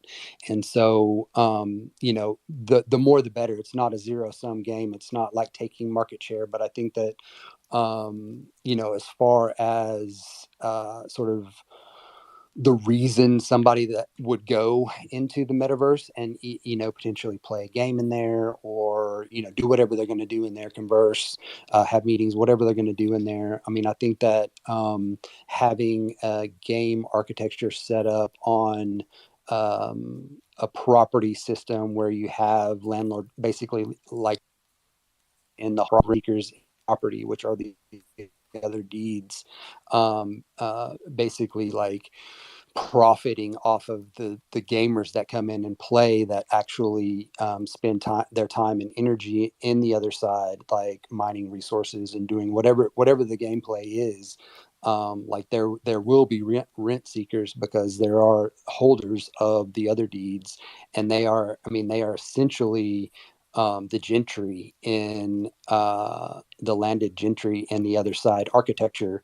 And I think that it's sort of an antiquated way to create something that is supposed to be like, cutting edge innovation. And I think with the way that creators are, once they get that MML, they're going to be able to create, any sort of architecture that they want in the metaverse. And that could be, I mean, I think that the way that a lot of the next generation are thinking are along the lines of having more commons based resources and more collaborative based games and that kind of thing. So I don't know, man. We'll see. Like that's just sort of how I've been kind of thinking about it, and one of the main reasons that I haven't really gone too hard in on the other side. I mean, obviously there are the other aspects of the time horizons and, all of that stuff. But once I read Virtual Society from Herman Narula and then started seeing what M Squared was doing and what Improbable was doing, and once they said that they were going to, open source the world building tech so that anybody can build any world they want and that will live in tandem with or in parallel to the other side, then I was like, would imagine that there will be a metaverse built with improbable technology that I will find more interesting to exist and play and cooperate and be in than the other side. So, I mean, I don't know. That's just kind of how I'm thinking about it. Such a good take on improbable and other side, and I just want to kind of cap it off before I jump to these hands. With it is going to be so, and from my research, open object standard, I believe, is the standard that is going to be used across some of these metaverses, and I think that's so important as these different teams are building. And I know Yuga and Improbable are working on open object standard, but that's what's going to be important is the ability to cross over without much friction. Just to cap off that entire thought, appreciate you, Ellen. Sushi, what's up, bro? I think you had your hand up next. You put it down. I don't know if Ilan covered your thoughts for you. He does that for me sometimes. I don't ever have nothing to say because he's fucking brilliant. What's up, man? Brilliant take, Ilan. Thanks. Yo, what's up, guys? My take on, I want to also kind of share my thoughts on the metaverse. Right now, I think the only current working metaverse is Twitter and Discord. You know what I mean? That's kind of like our, like, we're all here. You know what I mean? That's the only working metaverse. Apart from that, I think we're all anticipating and waiting for the next real metaverse. But right now, I feel like I'm a gamer myself, and I feel Fortnite, um, it's still the best like metaverse game and platform out there. And I want to talk. Maybe I want to ask you guys as well. Did you guys hear about the latest announcement from what's it called? Oni Force. They're also planning to build. I hear they're planning to build a map as well, where they're going to showcase like the Oni One Force IP, their lore, and whatnot. And I think the clones did this first. The community did this first. So I'm like, when will we, when will we make our map? And yeah, what do you guys think on coming to Fortnite and onboarding the Web2 players to Artifact? What do you guys think? Yeah, no. When it dropped, clones were putting objects in there. We still can't put the avatars in there. I think people have done some custom stuff. I think here's my take. This is a personal opinion. I think it's super important for these projects to build upon their own platform. If anybody was here for NFT Worlds, they were building out an entire platform based on Minecraft, and Minecraft all of a sudden said, "Hey, no, sorry, no NFTs allowed," and it pretty much destroyed the roadmap and the entire project. It went from 12 ETH to an ETH within like a few hours. So I think that with what Fortnite's doing and what the builders, important teams can build out worlds and experiences within it. But if your whole project is based around gaming, or if you're building something, you cannot be completely reliant on another company to upkeep what you're doing. It could be a feature. Like, sure, here's the artifact world, and this is your clones can work in here. You guys can battle, do whatever. You can make your own world with all your assets. You have the 3D assets you can create. Like, I love that about CloneX. But at no point should the entire sales pitch be, "Hey, we we are building in Fortnite." Like, You know what I mean? Because it's not something that Artifact owns, and I think that goes for any project. They should not be basing their entire existence and their pitch on another company's platform. Do you know what I'm saying? If that makes sense. Totally makes sense. So when Artifact World? I know, like I'm down as When Clone World? have some fun, bro. Like let's rock. Uh, we just put our clones in there. Like it's dope having all the assets in there. Like let us bring some VRMs in, or let us make some. I think we'll get there, dude. I think we'll get there. Kuro, my man, what's up, bro? Yo, I was just about to say, when the other side SDK comes out, you'll be able to bring your clone in anyways. So it's just really about whether or not projects have the tools. Like we obviously have the clone tools. There's going to be an expansion from the clone tools. I don't want to say anything. If Beb wants to come up and talk about that, that would be cool. But I think he's kind of, he's a very focused person, unlike these Web3 lawyers. This is part of my derailing. The only two real lawyers in this space are the Azuki and Artifact lawyers. They're never on Twitter. They don't respond to my DMs. I fucking appreciate them. I love them to death for being real lawyers and actually getting legal stuff done. I just went through another lawyer today, man. And this guy was in Twitter Spaces when he was supposed to be on a call with me. And I am so cheesed right now. And this guy doesn't have my money tomorrow. I'm going to lose my mind.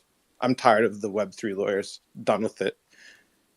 Getting a real lawyer tomorrow.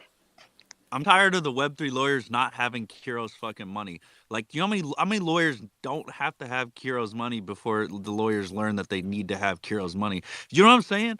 Like, if that don't make sense, I can't help you, or whatever. However, the famous quote goes. You cheese me, I dog. always pay people up front. I'm going to stop doing that. I'm going to start being like everyone else and being a broke ass and not paying them up front. Because I'm tired of paying up front and not getting my work done. Like, I'm operating a business here. That's why I'm not on the internet all day. Like, I come in the morning and I come in the evening in between working. Because that's what you do if you have a nice house and you like to pay your bills. I don't know how these people pay bills. Oh, wait, I do. They just grift me for my money and then wait days before they give it back to me. It's crazy out here. What does cheese mean?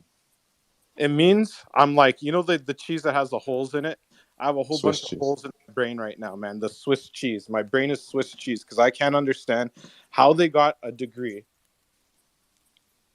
They're just glorified paralegals at this I heard point. a girl say, you cheese me, dog, on a Drake interlude, and I never knew what the hell that meant. That was like 10 years ago. So thanks for that. But also, Kuro, how did you start working with them? I mean, it's like ultimately. Because their bio says that they're a lawyer. So I DM them and I'm Oh, like, here's my I phone mean, number. Call me.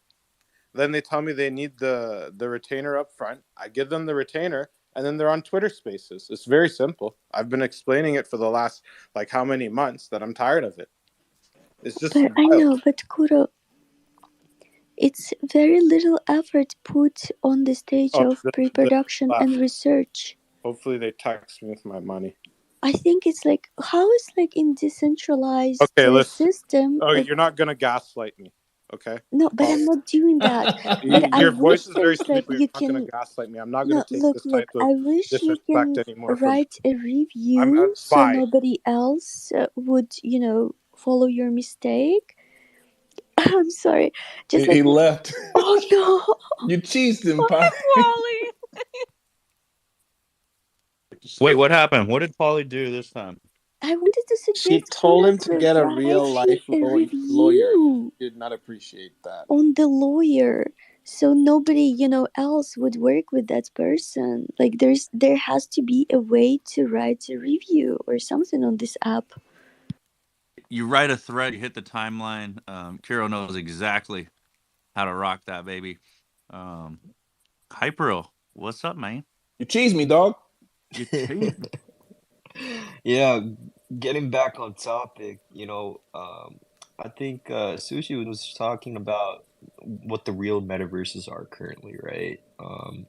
It's Twitter when it comes to like, just socializing and stuff, and then for gaming, it's Fortnite. And those are kind of the gold standards because they have a large user base, right? They're both like Twitter is dealing with like millions of people just interacting on a daily basis. And then you have like Fortnite, which has like thousands, if not millions, gaming, right? And I think there's a clear distinction between the two.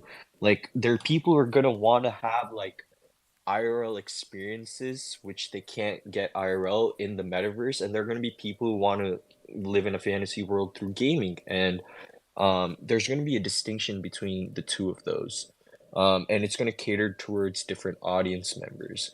So it's going to be really interesting to see, like, all right, how do we scale that Twitter experience of like mingling with everybody on a day-to-day basis? Like, how like spaces operate too is like we get to talk to each other, but we're limited to our voices, we're limited to our PFPs, we're not really interacting in that 3D environment, which like a metaverse kind of like offers. Like, if you think about it, like look at like Ready Player One, right?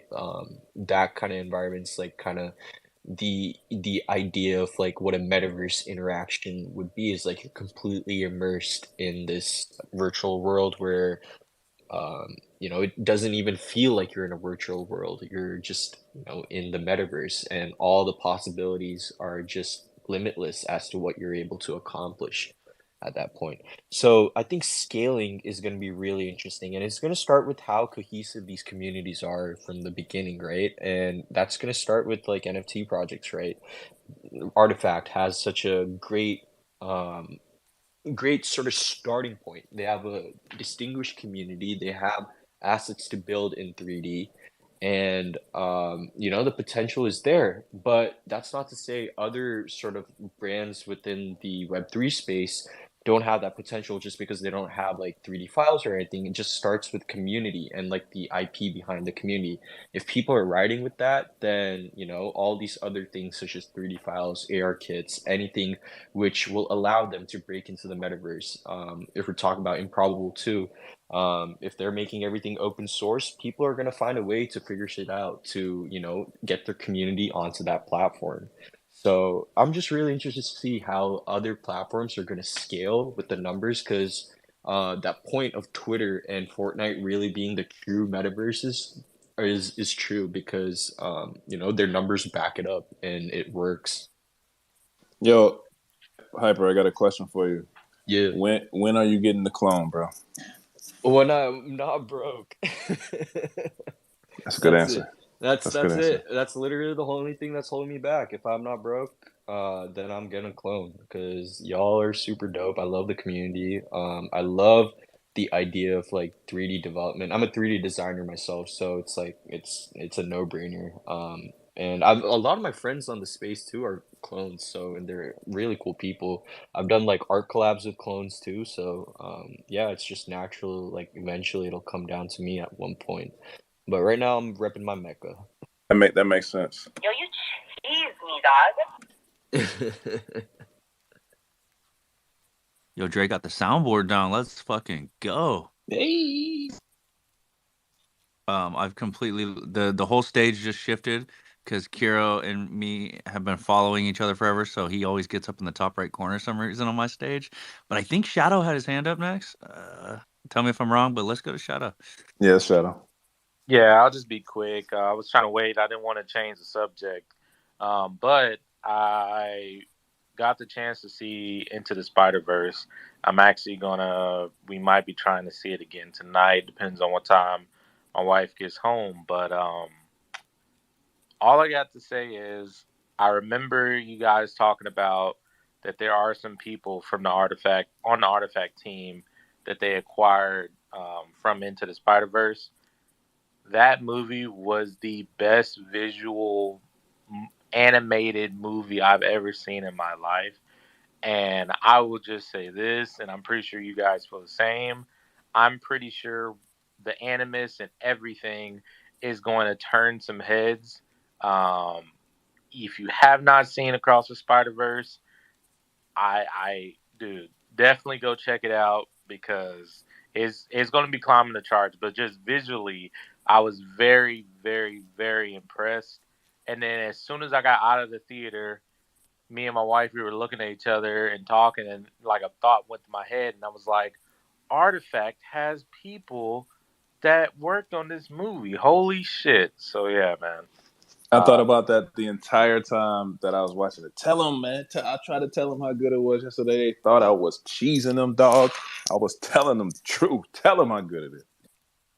I think it was Cass who was talking smack about it. I know. Oh, he's in the audience.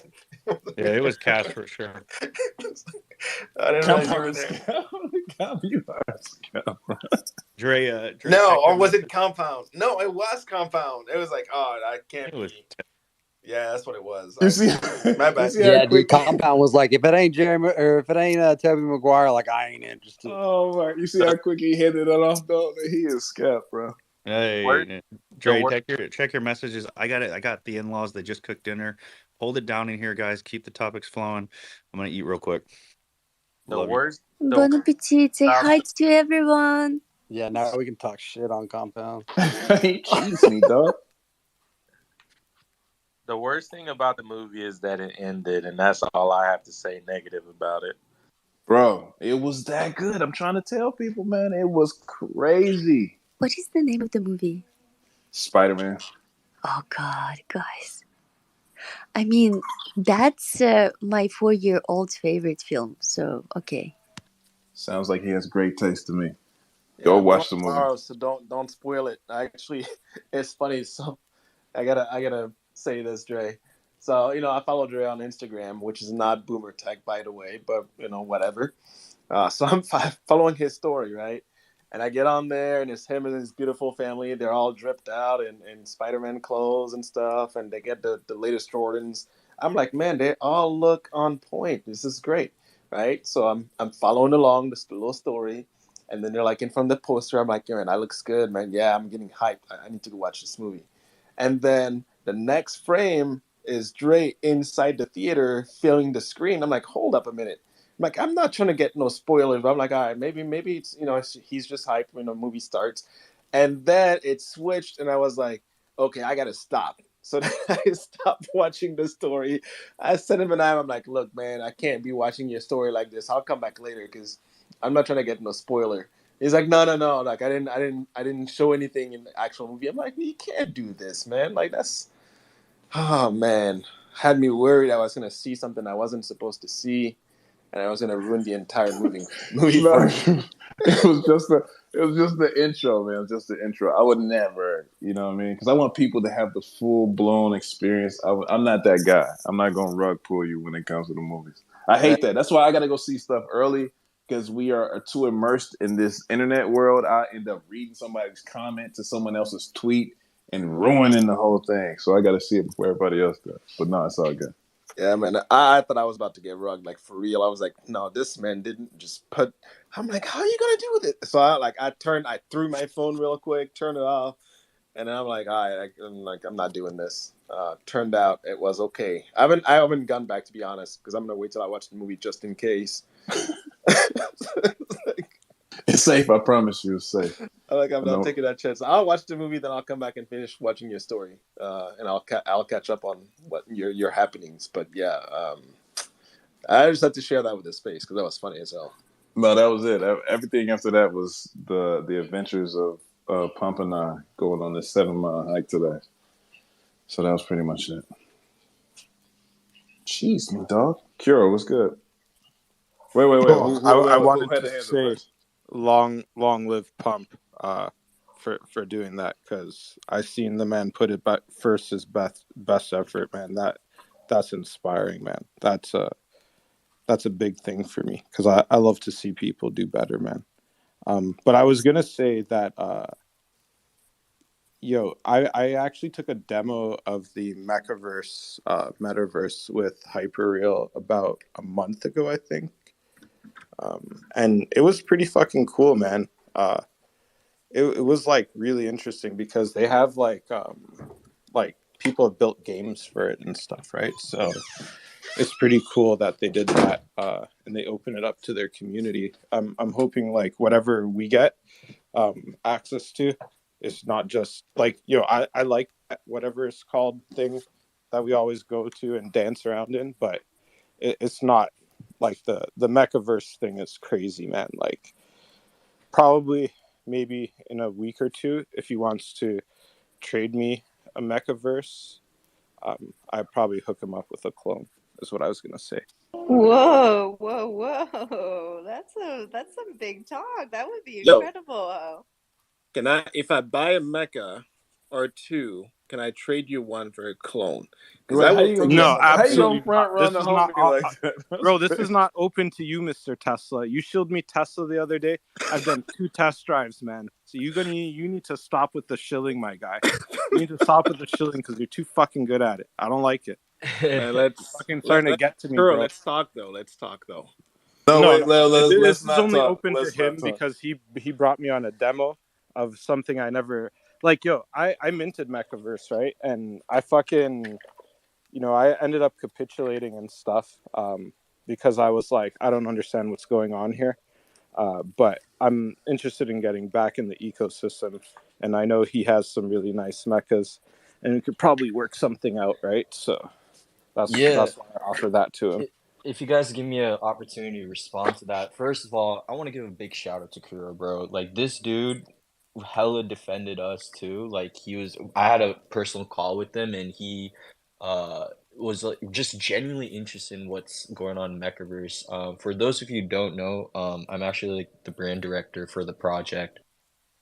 I love Mechaverse. I've been holding since 2021, and I'm not here to shill Mechaverse, but if the thing is, the artifact community has been so kind to us, because there's a lot of similarities into what we're doing. I don't know if you guys saw Elasticity. He actually made a Mechaverse animation today. Let me just post it up here. That dude's a monster, guys. Like, you should check out his work. I just pinned it to the top for you. It's incredible. Ali is amazing. Yeah, and I had a pleasure working with him on this too. Is like, all you guys from the Artifact community are super dope, honestly. Like every sort of interaction which I've had. I'm sure you guys have some bad eggs here and there, but yeah. Oh yeah. Yeah. But yeah, what Kira was saying too is like, I don't know about the trade. I might have to think about it. For me, I have a lot of sentimental value with my mechas too. And it's just something like really personal for me. Like I don't know which one I would trade because I have two of them, but like they're both really important to me and nearly like very valuable. And yeah, like the metaverse too is like we have a gaming metaverse like which is ready to play for anybody for free at the moment. If you guys are interested in that sort of thing. And I'll pin that up as well for you guys just to check out. But yeah, like it's just like, different projects are doing different things, and I just really like seeing what other people are doing. Like Artifact is definitely one of them. Mizuki's another one of them. I can list them on and on, but it's just fun to like just learn from each other and like not in like a show way, like, hey, like check this out right now. It's more so like, hey, like what are you guys doing? What can we learn from each other? And how can we open a conversation about it? And Kuro was kind enough to do that with me. And Kuro, you have my number, bro. Like, if you want to set some stuff up in terms of like getting back into the ecosystem, like that's literally my job is to bring people into the ecosystem. Bro, I'll just buy one either tomorrow or Sunday when this freaking Arbitrum ETH. Bro, I've been DJing on Arbitrum. Don't do it, guys. It's fucking addicting. I'm not usually a gambler, but I gambled. Holy crap, man. Bro, I don't even know what I'm doing. I don't know anything about DeFi. I don't know anything about anything, to be honest. Like, if we're gonna be completely honest here, I really don't know anything.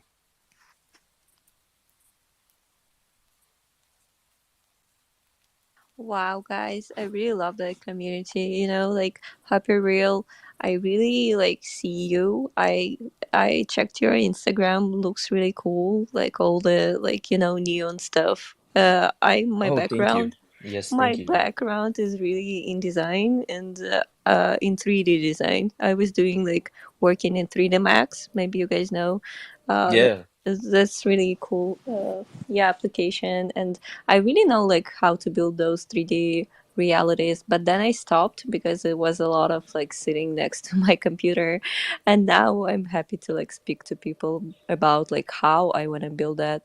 I think you got really good point about like what are two uh, different metaverses kind of we have right now. Like one is Twitter, and another one is like 3D that we're gonna envision, with a maybe VR or AR and so on. So for me, like it's really interesting. Maybe like I see that the starting point is really Twitter, because here like where all the people are gathering, and like if it's possible, to build something like Twitter but more decentralized and like more in the power of the community instead of like one company. And I kind of know already like what people try to do on Bitcoin right now, on Nostr as well. So like the starting point is really built the like this community social media experience, and then maybe like moving forward build all those 3D realities, because like when there is a solid base of like technological really advanced system that's really works for the whole community and beneficial, and everyone agrees on that. Oh wow, I have something on the background. Anyway, and moving forward, then it's going to be easier to build those 3D realities. So those are just my thoughts on this. And by the way, guys, sorry, one more thing. Tomorrow it's going to be really cool space. I have a guest for my Twitter space. I don't have so many people right now, but anyway, it's gonna be really cool. Like the guy, he's building a cyberspace on Nostr, and Nostr is a protocol that allows decentralization, and it's really technologically advanced. Like you can build Twitter and Facebook and Instagram, every application you can imagine, but in a new way. And this guy is building a 3D reality. So you're kind of going inside this reality, and then you can pick up the piece, and this is the node, and this is the tweet, for example, from this social media. So it's really cool project. I'm really bullish on that, and I'm gonna have this guy tomorrow just speaking about this cyberspace. Everyone who is interested, I will pin to the top. Please join. It's gonna be fun. Yeah, I got a question. So, we started talking about how Yuga needs to push things forward due to the fact of being front run by some Web2 company, or the possibility of that happening. I want to know what the homie Cram thinks about that. I want to know the homie TJ, CL, all of you guys, the alpha homies. I want to know what you guys think about that. Because I know you are Basie and Macy to the fullest. And I know people hate when they say Basie and Macy, but it's easier than the other way. Yeah. So first off, Improbable is not getting front run by anyone. They basically control the multiplayer guild, and they have all the developers that do all the network stuff for like Call of Duty and all that stuff, right? So there's no possibility that they're going to get front run. And if you've ever like listened to the head of Improbable talk, yeah, that guy knows some stuff, because I don't know what he's talking about most of the time. All I know is what I read on the website and the case studies, and that guy knows some shit.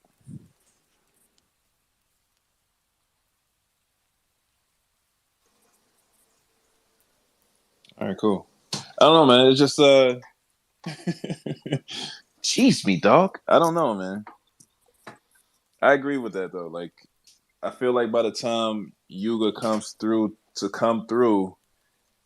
I don't know. It might be a different ecosystem. It might be a totally different feel, a different vibe. Especially if we got Apple throwing their hand in the mix and they doing things with the AR situation. Like, it might take things in a totally different direction incredibly fast. The same way that they said earlier with Dot Swoosh coming in and being able, like Baron said, being able to skip over Web3, Twitter Web3 in the first place, and just going straight to the communities that have been supporting them for so long. I don't know. Hyper, I want to say thanks, man. I appreciate Mechaverse for real, because Mechaverse was the first project that I tried to mint and got rugged because I got the wrong link sent into my DMs, and they got me for like $7,000. No. Yeah, it was a smack in the face, but it taught me, yo, don't do that again. So Yeah, shout damn. out to I'm sorry Megaverse. to hear that. I'm sorry to hear that. I've Yeah. already cried those tears, man. I'm good. I'm a soldier now. That's good. Yeah, if anyone wants to like learn about the ecosystem, like I'm the guy, so reach out to me whenever. But I want to go back to a point about like what's the new meta gonna be after like other side like comes out with whatever they're gonna be doing. Like there's so much, like this is an ever-changing landscape, right?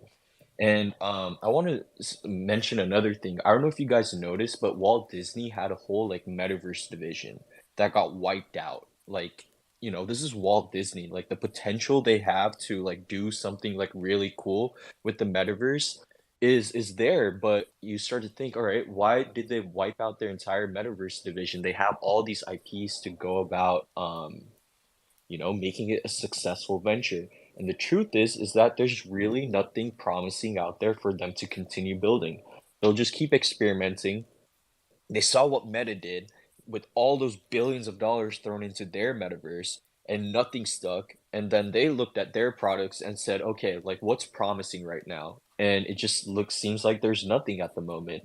So I think what these companies are doing right now is just waiting to see what's promising and how they can leverage that, right? So it could be, Improbable could be one of them. It could be Apple. I think it just comes down to who has the most infrastructure, like who has like the most promising talent, who has the most promising platform for people to build on.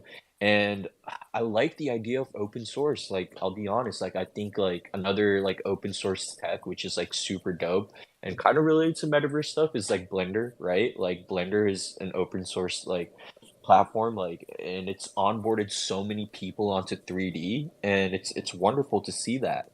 And I think at the end of the day, it's just going to be what's going to be the most promising direction. And then you're going to see what these companies are going to do. They're going to come back on that metaverse type train again. And I think Apple is going to introduce that conversation and potentially be that platform itself. But it's, time will tell. But I think the attention which Apple is going to draw is going to be valuable to all these other platforms which are looking to build that decentralized metaverse. No, I agree 110%. I think a lot of the attention is being brought in by these mega companies and conglomerates that, have cultures of their own for people to be able to pay attention to, like the Dot Swoosh and the Apples. So it's going to be a very interesting 3 to 5 years once they get their communities on board for this whole entire trip at the same time. Anya, what's cracking?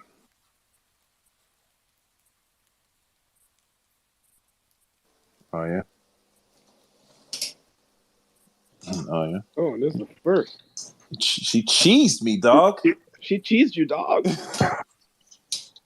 She's pulling a string. I'm so sorry. I'm so sorry. I got rugged by my husband. He walked up. I don't know what he's doing. He said, "This is this is what happens at anniversary weekend." He walked up to me and he took the phone out of my hands. He was like, "Wait, I just have to do something." And I'm like, "Am I in trouble? What's happening?" He's like, I need to get into your phone." And I was like, "Okay."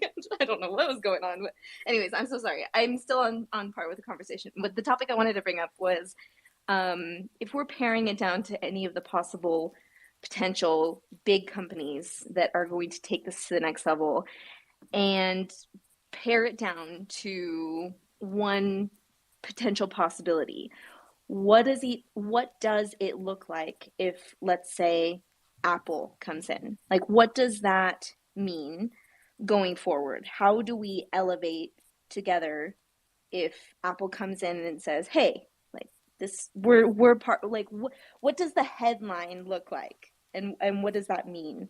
I would love to know maybe some thoughts here about what what are the possibilities if Apple comes in? I think Apple has enough weight in the world that it makes everything cool. Like, as certain cultures move, or certain artists, like here we're going with the music analogy, right? Certain artists could come out with an album that's totally disconnected from where music is today, and people would rock with it just because that artist dropped it, right? Like Drake came out with Honestly Nevermind. People heard it, was like, okay, honestly, never mind, and moved away from it. But now you hear those songs being played. Go back to the 808 and Heartbreaks with Kanye. You can go back to the Yeezy era with Kanye. Sometimes a brand is just that powerful that it can come through and break through to people who are anti of going in that direction initially, just because of the weight that it holds. We see Nike do it at times with certain designs they drop, certain shoe drops. We've seen it happen in fashion many a times in different fashion houses. So Apple is one of those forever culture brands that if they come through with it, all of the people who are anti Web3 and NFTs and digital collectibles, you're going to see them owning a lot more just to have that AR experience that goes along with owning some of their technology and being a part of that same type of build out and experience. So that's what I think. Sushi, you had your hand up next. I don't know if you're going on topic or you got something else to say, but shoot, my guy. Yeah. Yeah, it's a different topic, but maybe going to Apple. I love Apple, and I think their strength is their design compared to any other brands. I think that's their like core USP. I think the brand has always delivered design. We're always like not just the hardware, but the software. They always deliver such a really nice experience and the greatest design. So what I'm hoping for the AR from Apple is that hopefully the design of the experience will be pretty dope, and yeah, hopefully it's gonna move the VR stuff forward, because we've seen a lot of Sony VRs. We've seen was it Google or Microsoft doing this? But yeah, man, it gives me headaches. So talking about metaverses, I think the best metaverse right now is Spider Verse. Miles Morales is the best Spider Man. I just want to say that. Yeah, even though I haven't watched it, I was gonna watch it 2 days ago, Dre, but I forgot I had spaces that night, so I was like, damn. So I had to give it away, man. I have to get my ticket away. So I'm watching Spider Man tonight. So pretty excited. Thanks for no spoilers, guys. Spider Verse is the new metaverse. That's it. That's a fact. That's a quote. Right, clip that up, press. Let's put that out. Tevington, what's cracking like in mine? Yeah, and I was gonna, I guess, give my 2 cents on Anya's question, right? Like, what does Apple bring in? I think that the easiest way that I think about it, it's the ability to help connect it all. So it's pulling all the different pieces that, are currently floating out there and maybe are a little disjointed, but offering a technology that is easily um, interoperable with everyone else, right? And that, or the ability to again make it more seamless, so it's easier for people to connect with it and onboard onto it, because they're familiar with their Apple phones and their AirPods and that whole ecosystem. They're able to navigate that pretty easily. And this is just Apple then again elevating and introducing them to what's out there, which then provides that tool for whatever. I kind of go back to that video. I think it was a year or two ago that Nike put out. Of like this runner going around, and they had the AR technology, and it was like pretty seemed like it's them going on a run, and there's like all these things are popping out and made it like super seamless. Or if you think about I was actually thinking about that earlier, like the Iron Man movies, right? Like it's all these things that's kind of in sci-fi world that we've seen in movies, but up until now really has, it's a movie, right? It's not real life. I think that's really where Apple shines. I think they have the ability to bring all those dreams into actual reality in a way that's easy for people to connect and utilize. And so I think once that's introduced, it moves the needle forward and allows for the various, like now you can potentially grab the Apple AR glasses, and then all the stuff we've been working on, whether it's here or any other project that's been working on with AR tech.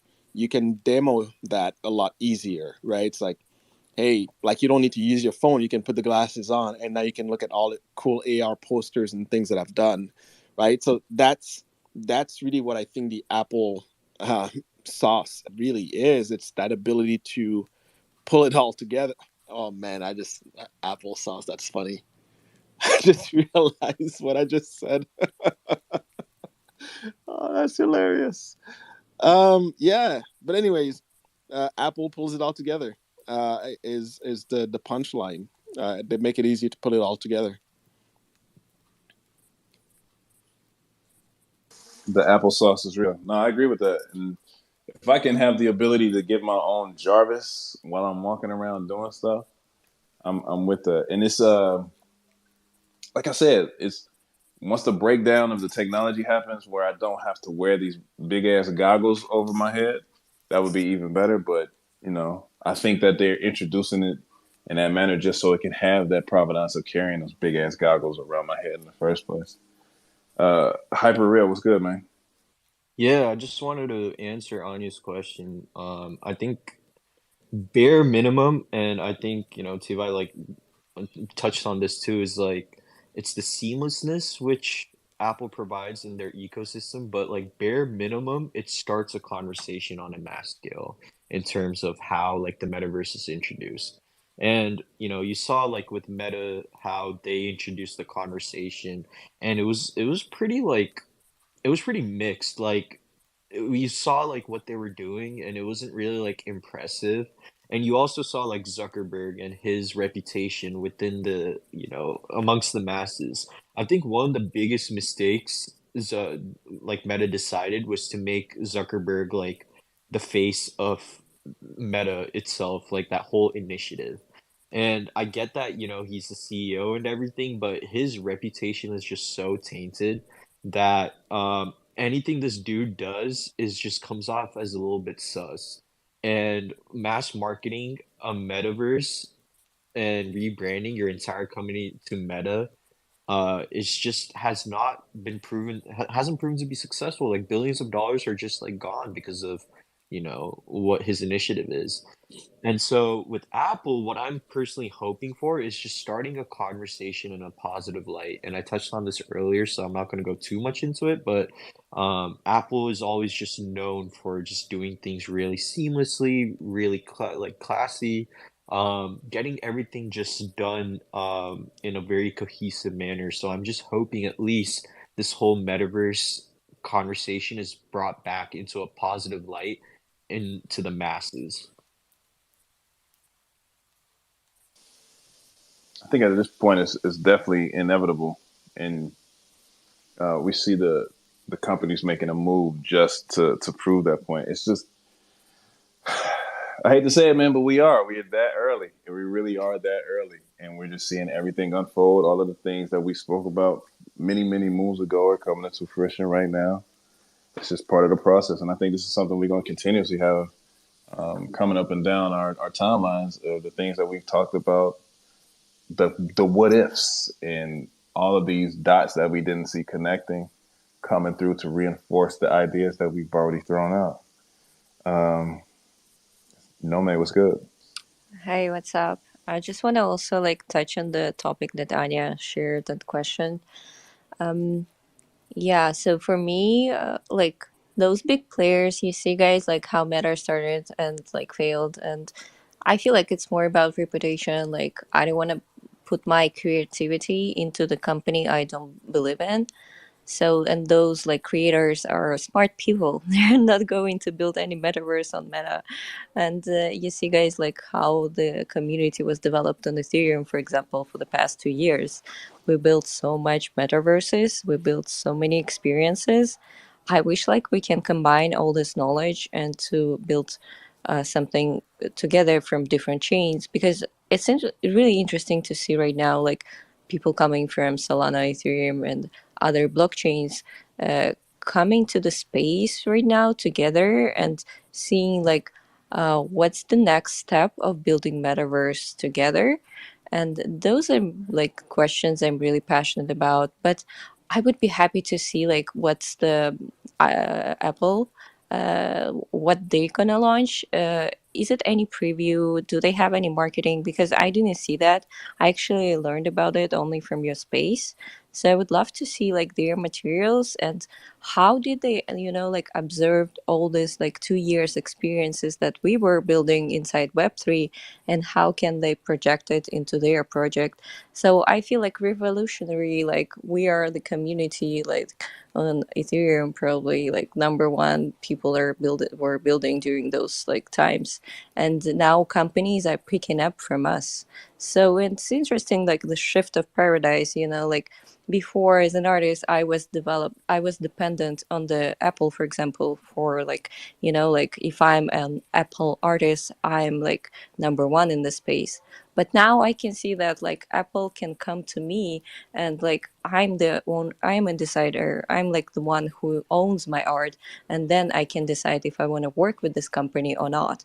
So it's kind of really interesting to see the shift, and excited to see how actually people gonna like get interested in the metaverse due to their launch next week. Really excited.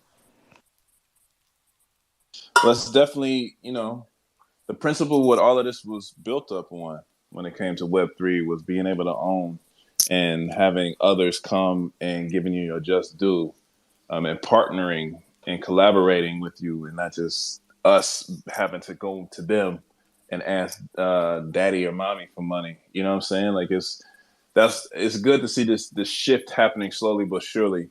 But to answer your question, that we all haven't seen it yet. It doesn't come out until Monday. They won't show the previews for everything until Monday. We just seen like the hints, whatever leaks, so-called leaks that they've had on the internet, but we won't get the full breakdown and understanding of it until Monday. So that's when Yeah, the full reveal is.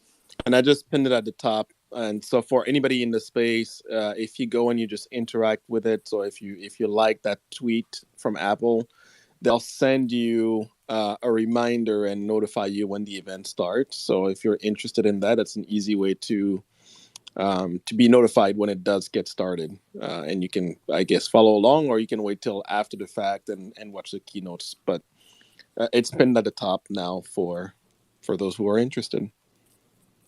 I'm gonna be real, man. Those keynotes been kind of ass ever since Steve Jobs passed, man. Like just give me the summary. I don't even want to see y'all do the fake pump up and all that stuff. It's been kind of butt. Kira, what's good, man? Sorry, exercising. But yeah, I was gonna say Marcus Brownie on YouTube has some nice information about it. I think you should check it out if you're very interested. And also, no one gives a shit about Web3. We can't even get our shit together to get real lawyers in here. So at this point, like they're looking at us like a clown show, to be honest. I had a meeting recently with a Cargill representative, and they were asking me if I was serious. And then I showed them my deck, and then they realized I was serious. But my legal representation didn't pull up, so that was kind of awkward. Yeah, thank you. Kira, you got to stop getting lawyers based off of bios on Twitter, bro. Just go to the yellow papers like our old people did. Oh, bro, I'm just gonna go downtown tomorrow. I'm gonna go shopping with my dog. I'm taking him to get some baby shoes. I'm getting the fronts and the backs. I'm not doing just the fronts. That's just not gonna look good. And then, yeah, I'm gonna go check out their law offices. I'm gonna go peek around to see if they actually have furniture. That's been a red flag for me. Um, you do a conference call with somebody and they don't have any furniture. They just have a computer chair and a computer desk. There's nothing else in the office. That's a red flag, guys. Be very careful out here. Kira talking to Saul Goodman looking for representation. Sushi, what's good, Yeah, man? bro, they got me.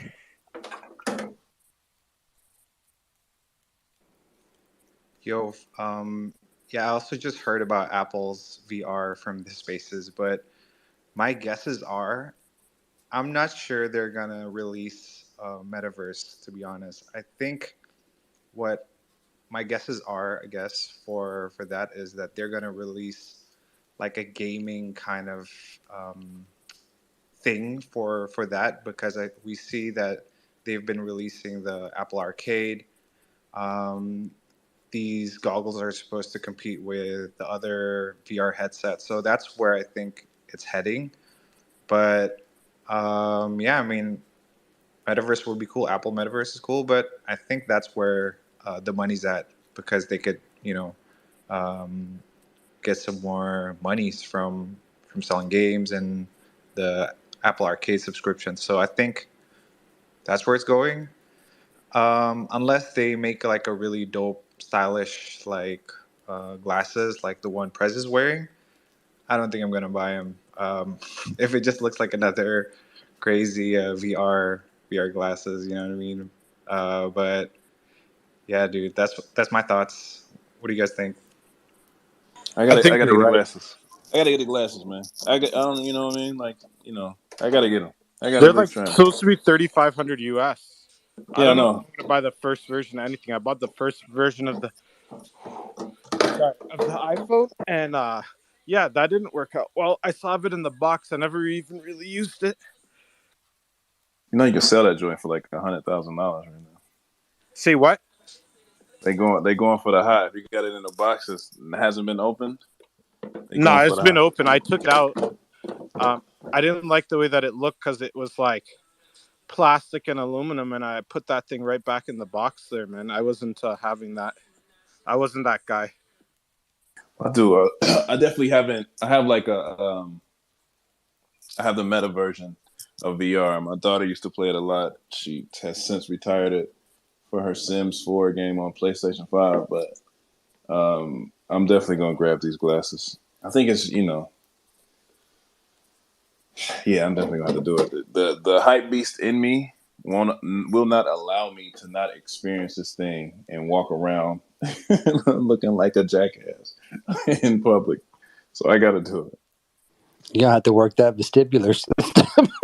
I was about to ask you the term of it, bro. I wonder if this is going to activate again. Like my vestibular system is going to be down with this because it's not the VR, it's AR. So I'm not completely away. You know what I'm saying? Yeah, no, I'm super hyped to see it too. I will definitely be getting them, and I know that there's going to be some some artifact creators with them, and I know that there will be a lot of cutting edge shit that's happening in the artifact ecosystem, enabled by this tool that Apple's going to release. So I have no doubt that it's going to be worth it. It's going to be worth every fucking penny. But think about this too: if they're coming out in limited quantities and with a high price, people who miss out are going to want them. So everybody who's thinking arbitrage, this is an arbitrage play. For real. You might as well So shoot. buy three, rock one, sell one, and keep one. I mean, however the numbers work out for you and your bank account, I'm just saying, do something, make a move. Bro, they let me back in my bank account. I'm flush again, man. I'm feeling good, bro. I'm gonna exercise more. Just you know how it goes. That I do. I'm definitely gonna have one pair at least because I know everybody in this house will want to deal with them. So, and then when we get done, we can just bang them off to whoever it is that messed up. So, I would like to know the quantities because I do not know those numbers, and I don't know if I don't even know if they released any of that information yet. They probably won't until Monday. But if it's that limited and that high price, it's gonna be people out there who just want to be a part of it. Just like I said, for the culture. So, it's a good play to me. Yeah, where I live, nobody's buying that. So I'll probably get three for sure. I'll just go to each one of the Apple. They got two Apple stores in this one mall, man. It's crazy out here.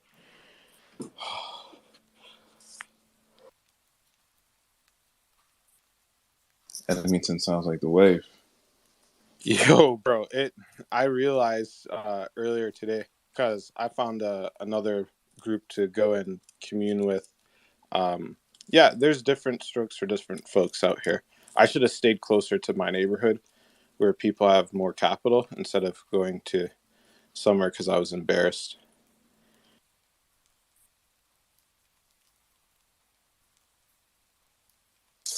All right, somebody trying to come up. Their name is Little Cleats. I don't think they have any followers. It might be a bot, but Compound's not here. Let's roll the dice.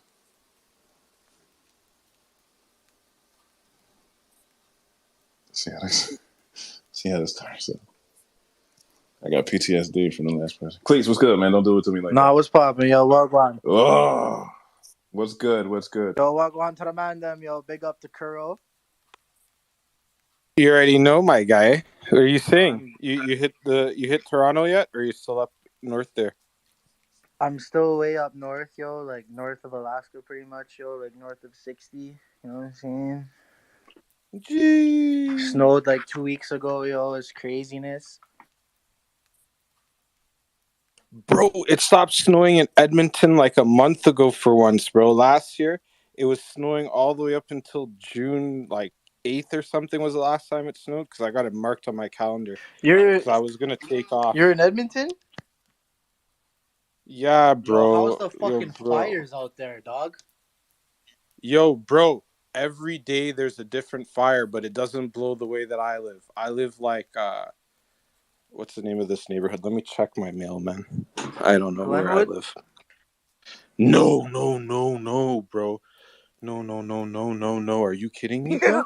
You cheese me, dog. Jeez. You already know. Jeez. Yo, I wish Bombay was here. He would know the vibes, Cleats. Yo, I didn't say anything because I just wanted him to know that you're a real human being, bro. Yeah, I'm a real guy. Hey. Well, yo, it's crazy too, because Ontario's on fire too, bro. It's crazy. Where in Ontario's on fire? Like Northern Ontario, like an hour away from me. Like north is on fire, and then an hour south is on fire.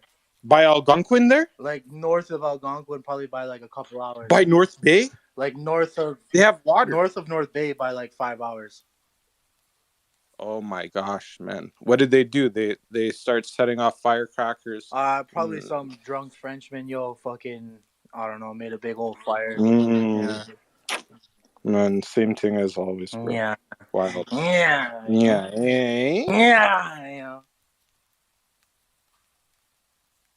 Yo, it's so good to hear another Toronto man. I've been missing this, bro. So I can't call my brethrens because then they're gonna be like, yo, send me a pin. I'm coming to your crib, bro. Yeah, I'm gonna. I heard you live all alone and you got 4 bedrooms, you know. Yo, a man's gonna pull up with 6 Junior McChickens for the man, them. Yo, seen? Yeah. Yo, that's a bad take. No, I'm in this motherfucker weak, bro. I don't have no idea what you're talking about. This is crazy. Yo, someone want to send me a CloneX or no? No way, man. No way. You gotta speak something that we understand first. You cheese me, dog. Yo, I'm cheesing you, am I? You're getting cheesed at me right now. You're cheesing me right now, Ting, yeah? We got to get Jay down there for Caravana. He's gonna love it.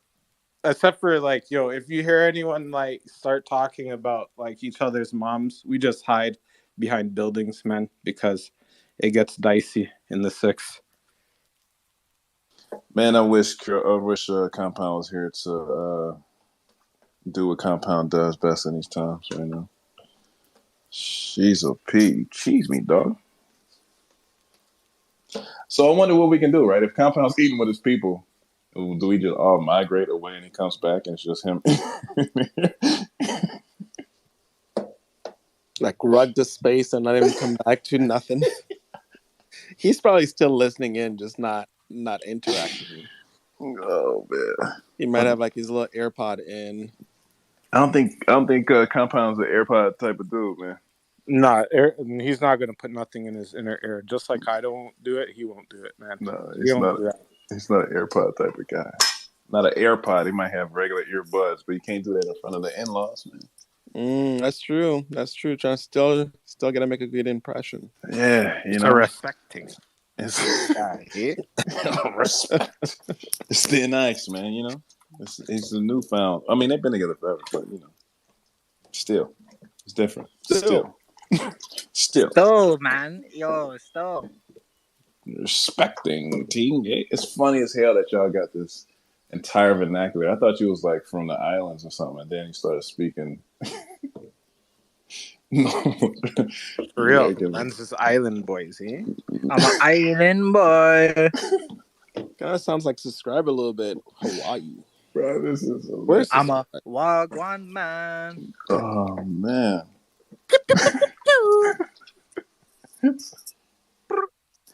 Where's Soul when you need him, man? What is going on? Soul's deep inside of the ether right now, man. He's probably doing some ether activities, man. Oh man, good stuff. They're like, "Oh, do you want the whitelist?" I'm like, "Nah, give it to this other kid, man. I'm just gonna buy secondary when everyone jeets it, man. I'm not gonna play this game. I'm not gonna pay half an ETH and then they're gonna jeet it for fucking 0.3, man. I'm paying 0.3. I'm not paying any more than that." You don't think Ether gonna go to the next level? It seems like it's promising. No, yo, so this is exactly what happened with Oni Force. So Oni Force out the gate, it was going under mint. It literally went under mint. Then I bought like 6 of them and it went to 5 ETH. I sold all 6 of them plus the 2 that I minted, man. I didn't play any games because I knew it couldn't keep going after 6, man.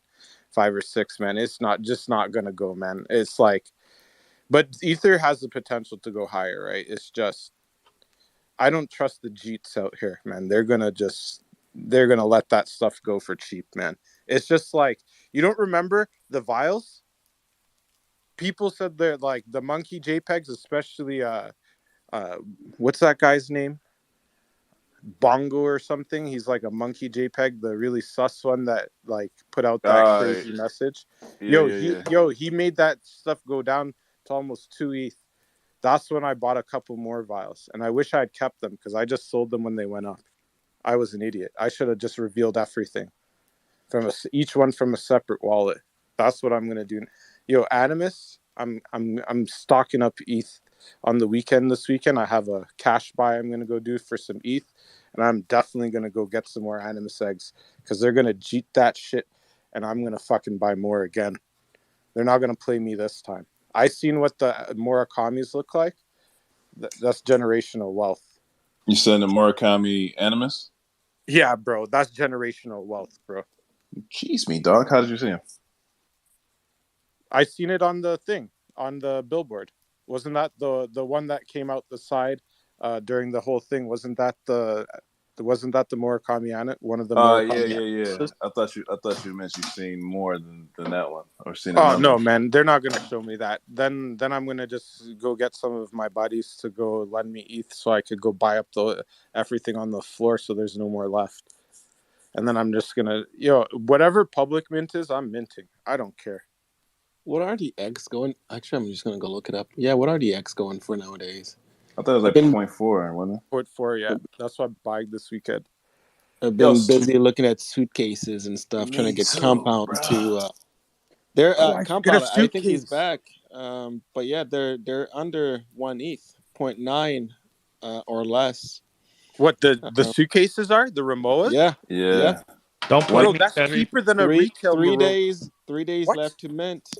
One day like 0.7 I'll early. I'll buy tonight then. If that's the case, I'm buying tonight. I'm gonna go get somebody just got an exploration case for 0.85 ETH WETH.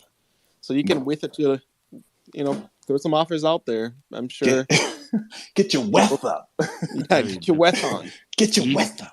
ETH price is up. It's like the same price. Yo, okay, hold on. How are you expecting me to get Apple glasses if I'm buying suitcases? Like, what's your priority here, Tevi? You just showed me Apple glasses. I'm still supposed to buy a Tesla from last week, and now I'm supposed to get suitcases. Like, you let me know, Tevi. Like, give me an order of priority. You got to cancel the wedding and go all in on Web3. You cheese me, dog. Oh. You know the Ooh, crazy you got thing that about thumbs down from Anya real quick. She's No. not I'm gonna be honest. That game. Yo, no, for real. I'm gonna tell you the same thing I told other people. Use the money that you're supposed to use on the wedding go on a trip, you and her, invest the rest, bro. I'm telling you, buy land, buy a house, buy something else besides a wedding dress and some damn cake and a DJ. Here's the thing. You guys ready for this? Her parents are here now, and they do pretty well. Like they've done really well. They're both like airline pilots, and we already told them, we're like, no, we don't want a big wedding. We don't want to spend a lot of money. So their idea is to like maybe like 6 of us, 7, like close, and then like the close people in my life go on one of those like trips and then invest the rest. Yeah. So Dre kind of nailed it. Yes, let's go. We're not big wedding type people. We'd rather do like they're thinking like there's Rocky Point, Mexico. I was saying Via Guadalupe in Mexico's wine country. I fucking love Guadalupe or Via Guadalupe. And they've talked about Cabo, which, yeah. But yeah, don't worry, dude. That's the plan, actually. Like, not spending a lot of money on the wedding and more so using that money for. We might build them an ADU here, like a maybe 800 square foot, 1,000 square foot ADU here on the property. We're actually talking about that over the wedding right now outside, which is funny. That's real. See, that's the best news I've heard all space. We talked about a lot of great things, but that's one of the best takes we've had all night. You definitely did not cheese me, dog. Vegan cheese, my man. Yeah, the alpha is to elope. Like, go and like make it about you and like the start, because there's so many people that make it about like the wedding. Like, they work up to the wedding. The wedding is just page 1. It's not even page 1. It is like the intro of the book. Like, and I think a lot of people forget that. So yeah, like make the most of it, make it special for yourselves, but like, man, don't drop $60K on a wedding. It's not worth it. Not worth it at all. And the cake ends up going bad early, and the DJ is not that good. Like, oh yeah, no, dude, if you're paying for your wedding like years after you got married, that is not a good play. So I can definitely attest to that. Say, which I didn't do that. Like, we went super small, very personal. It was primarily family and some really, really close friends, and that was it. Like, it was very small, but it was very memorable for everybody who was there. And like years later, it's like, because yeah, at the end of the day, Anya's right. It's literally one day, right? And you're gonna wake up the next day, and it's like, all right, now we're together for all these extra days for a long time now, hopefully. And you're going to need that money for a bunch of other things.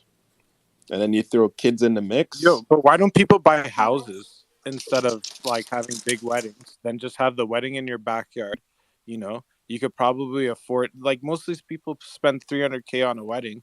Then I give them a nice gift. And I've been asking my friend for my wedding gift back because they got divorced. They don't deserve it. No, we had a wedding at a art museum. But you're a man of commitment. You guys are together forever. If I gave you a wedding gift, I wouldn't even be calling you for my wedding gift back, bro. Yeah, we didn't. You know what shit is? We didn't even get a lot of wedding gifts because people knew we were up, so they was like, "Oh yeah, I don't need it." Like, bitch, yo, when are you gonna give us the registry compound? Bro, there's no registry. We're talking about what are you looking for, bro? Send compound an egg or you want a smoker? He'll be happy. Wait. Hold on a second, compound. If you're for real, like, you're not gonna have a registry or anything like that, can you at least like give us some insight on as to like when you're gonna get married? Because I'm sure that there are some very special people in this community who would be happy to give you some sort of wedding gift that would be on your list of maybe goals within this collection that you are looking at. What? No, seriously, I'm being serious though. Hint. So I think she's smoker, hot tub. What are we getting you, man? A smoke. So she's thinking about like spring of next year. No, honestly, let me tell you, the conversations that Avenda has said today is more so like Dre and you guys are saying, not a destination wedding, but like something small that is in a really dope place, since something small and special. And then we've literally talked about building an ADU on the property because they both are her parents are pilots, and they want to fly out of the hub in LA, so that they want a spot they can come out here, and they're like, we'll pay you rent, we'll get the ADU, and we'll fly out of LA. And I'm like, damn, this is so much smarter than spending $50,000 on a wedding. Like, that's crazy to start your life like that. Stupid. Where's her parents though? They just moved to Tucson to be closer to us. They were living in Georgia. So they're in Tucson now, and they both fly for United. So they fly to, or they one flies to New York to start her shift from Tucson, and the other one, this is how pilots do. They live in some place and they start their shifts in other states. And then her dad flies out of Phoenix, I believe. So he drives from Tucson to Phoenix to start his shift. You know, if they living that close and they move even closer, first come marriage, then comes children. So you're under pressure, my guy. You're on time, baby. You're on the clock. You thought service was hard. This is going to be even more difficult, my guy. Nah, all you have to do is they already have the clones. They just need to buy like an animus egg or two and be like, here you go. Get them an incubator. First come love, then come marriage. Comes incubation. Then come the baby and the baby carriage. Hey. Incubate and then consummate and then boom, you're done. Hey, I didn't need to know that C word, man. Listen, I don't want to hear it again, Tevi.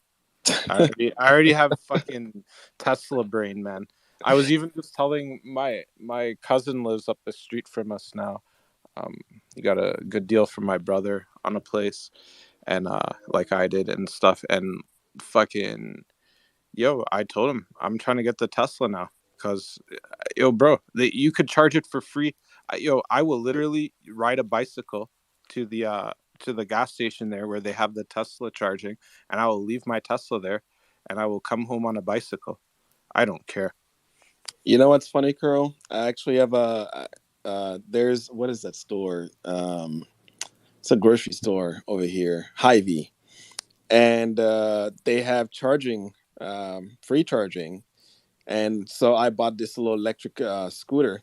And during the summer, like the first year that I had the Tesla, I would just drive my car over there until they put the chargers in at work. I would just drive my car to the charger, leave it there, get on the scooter, ride it home, and then ride back later on and pick it up. It was epic. But I'm gonna our change government pays for our electric charging here in Canada, man. Oh snap! Then why don't you have a Tesla already? I feel like that would have been like a boss move, bro. Because I thought the Tesla was a gimmick, man. No, it's not. Your government's paying for it for a reason, bro. You could play video games on the Tesla, bro. Yeah, I could play Destiny in the Tesla, bro. Mm-hmm. Literally, I always show up 2 hours early to everything, man. I have a problem. I can't be late because every time I'm late, I feel like I've failed myself. So I just show up 2 hours early. If I can sit there and be 5 minutes early instead of creeping people out and sitting there and staring at them and ask them when my appointment is, I'm going to do that. You could play Sonic on a Tesla too. You can. You really can. It's pretty epic.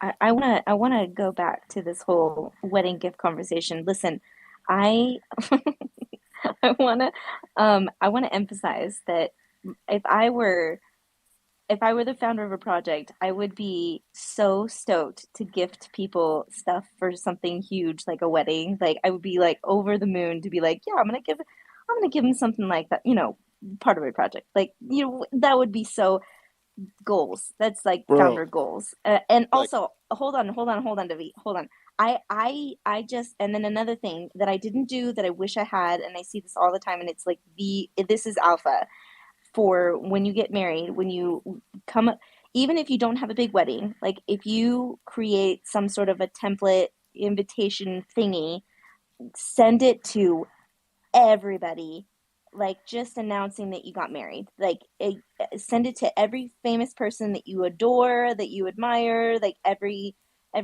leader that you can think of that you would be like happy to receive back, like some sort of a letter with like a signature on it, because it's so cool, like, for the future when you're looking at it, when you guys are in your rockers old, like it'll be such an incredible memory to have for yourselves. Like I wish I'd done that, and so definitely do that if you haven't already.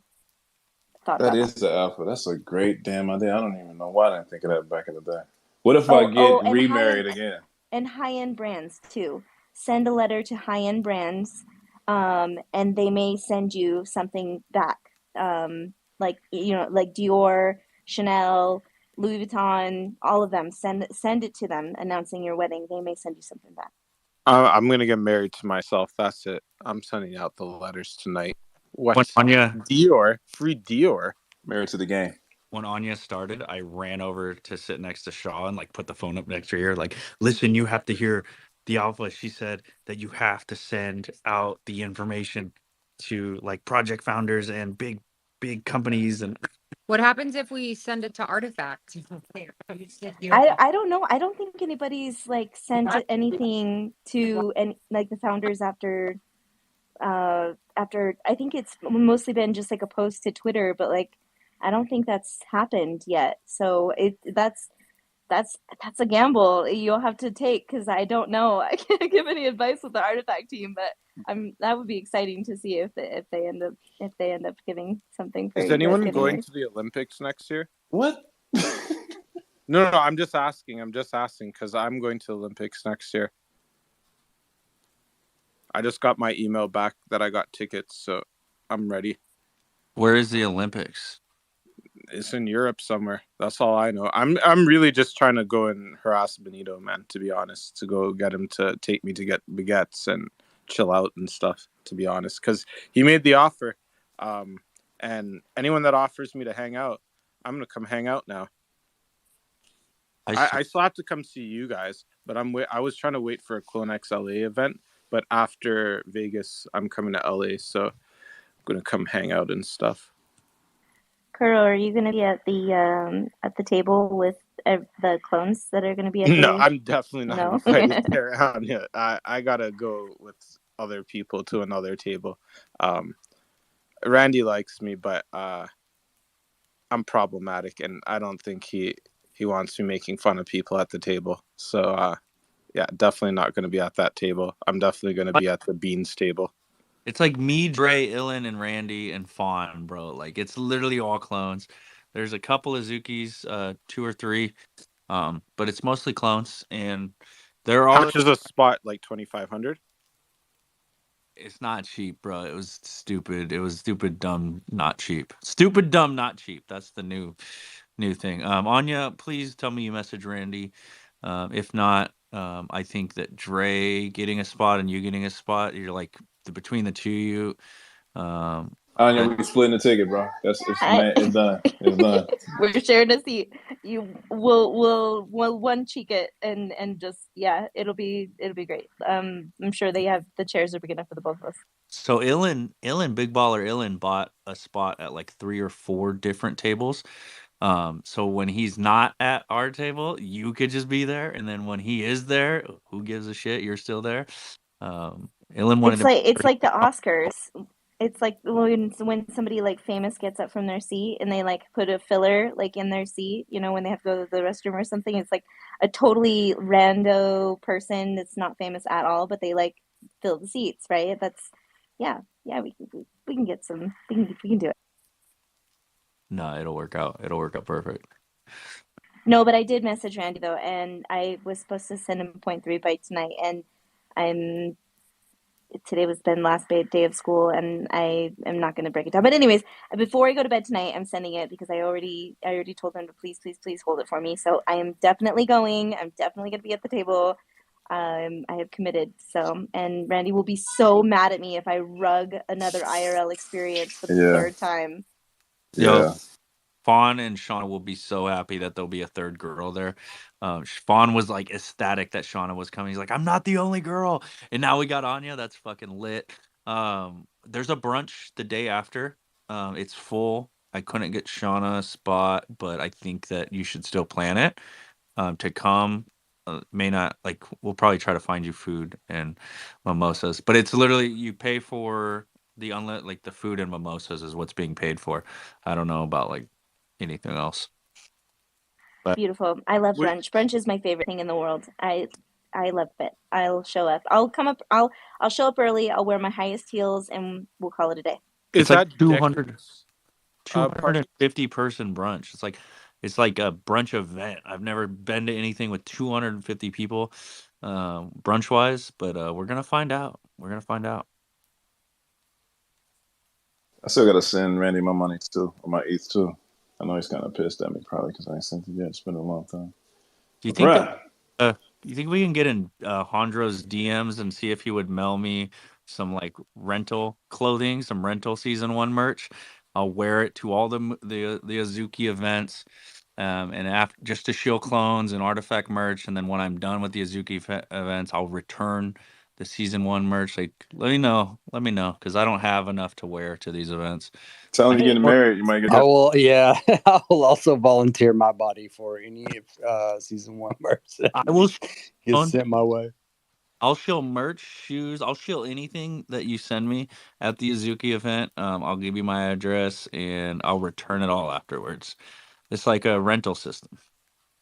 Hey, if you're trying to, well, I mean, I guess the drip is different, but if you're just trying to wear some like nice stuff, um, uh, ask Marcello, because he's he's got all the connections to like high end wear, and he dressed me top to bottom the entire trip that I went to Portland. He sent me a whole box of just like high end wear because I didn't know if I was going to meet Serena Williams or not, and I was freaking out. And he was like, "Let me just send you some stuff. Like you know, you send it back to me afterwards and everything." It was really kind, but he has some really great pieces if you're just looking to have like a base of like things to wear, and it's possible you may have enough time to have like maybe 1 or 2 outfits from him if he's available to coordinate that with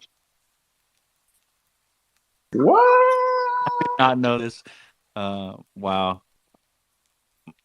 I bought Marcello's dinner on the last weekend, the last night of Miami. So like, I'm gonna hit him up for some clothes. No, I'm just kidding. I probably will not look good in the stuff that y'all are wearing, man. What I'm saying though is, if it's artifact stuff from head to toe, rolling up to an Azuki event, they can't kick me out, right? Like, I got a ticket. Can't kick me out for this. I'm I'm planning gonna on doing be that with anyway. Dylan. For real. That's what I plan on doing anyway, regardless. Name What drop. what did you end up meeting Serena in the first place? Or did you do it? I know. Jeez, me dog. Yes. Anya's just like, no comment. There's I'm this. sorry, I had to. She teased me, my dog.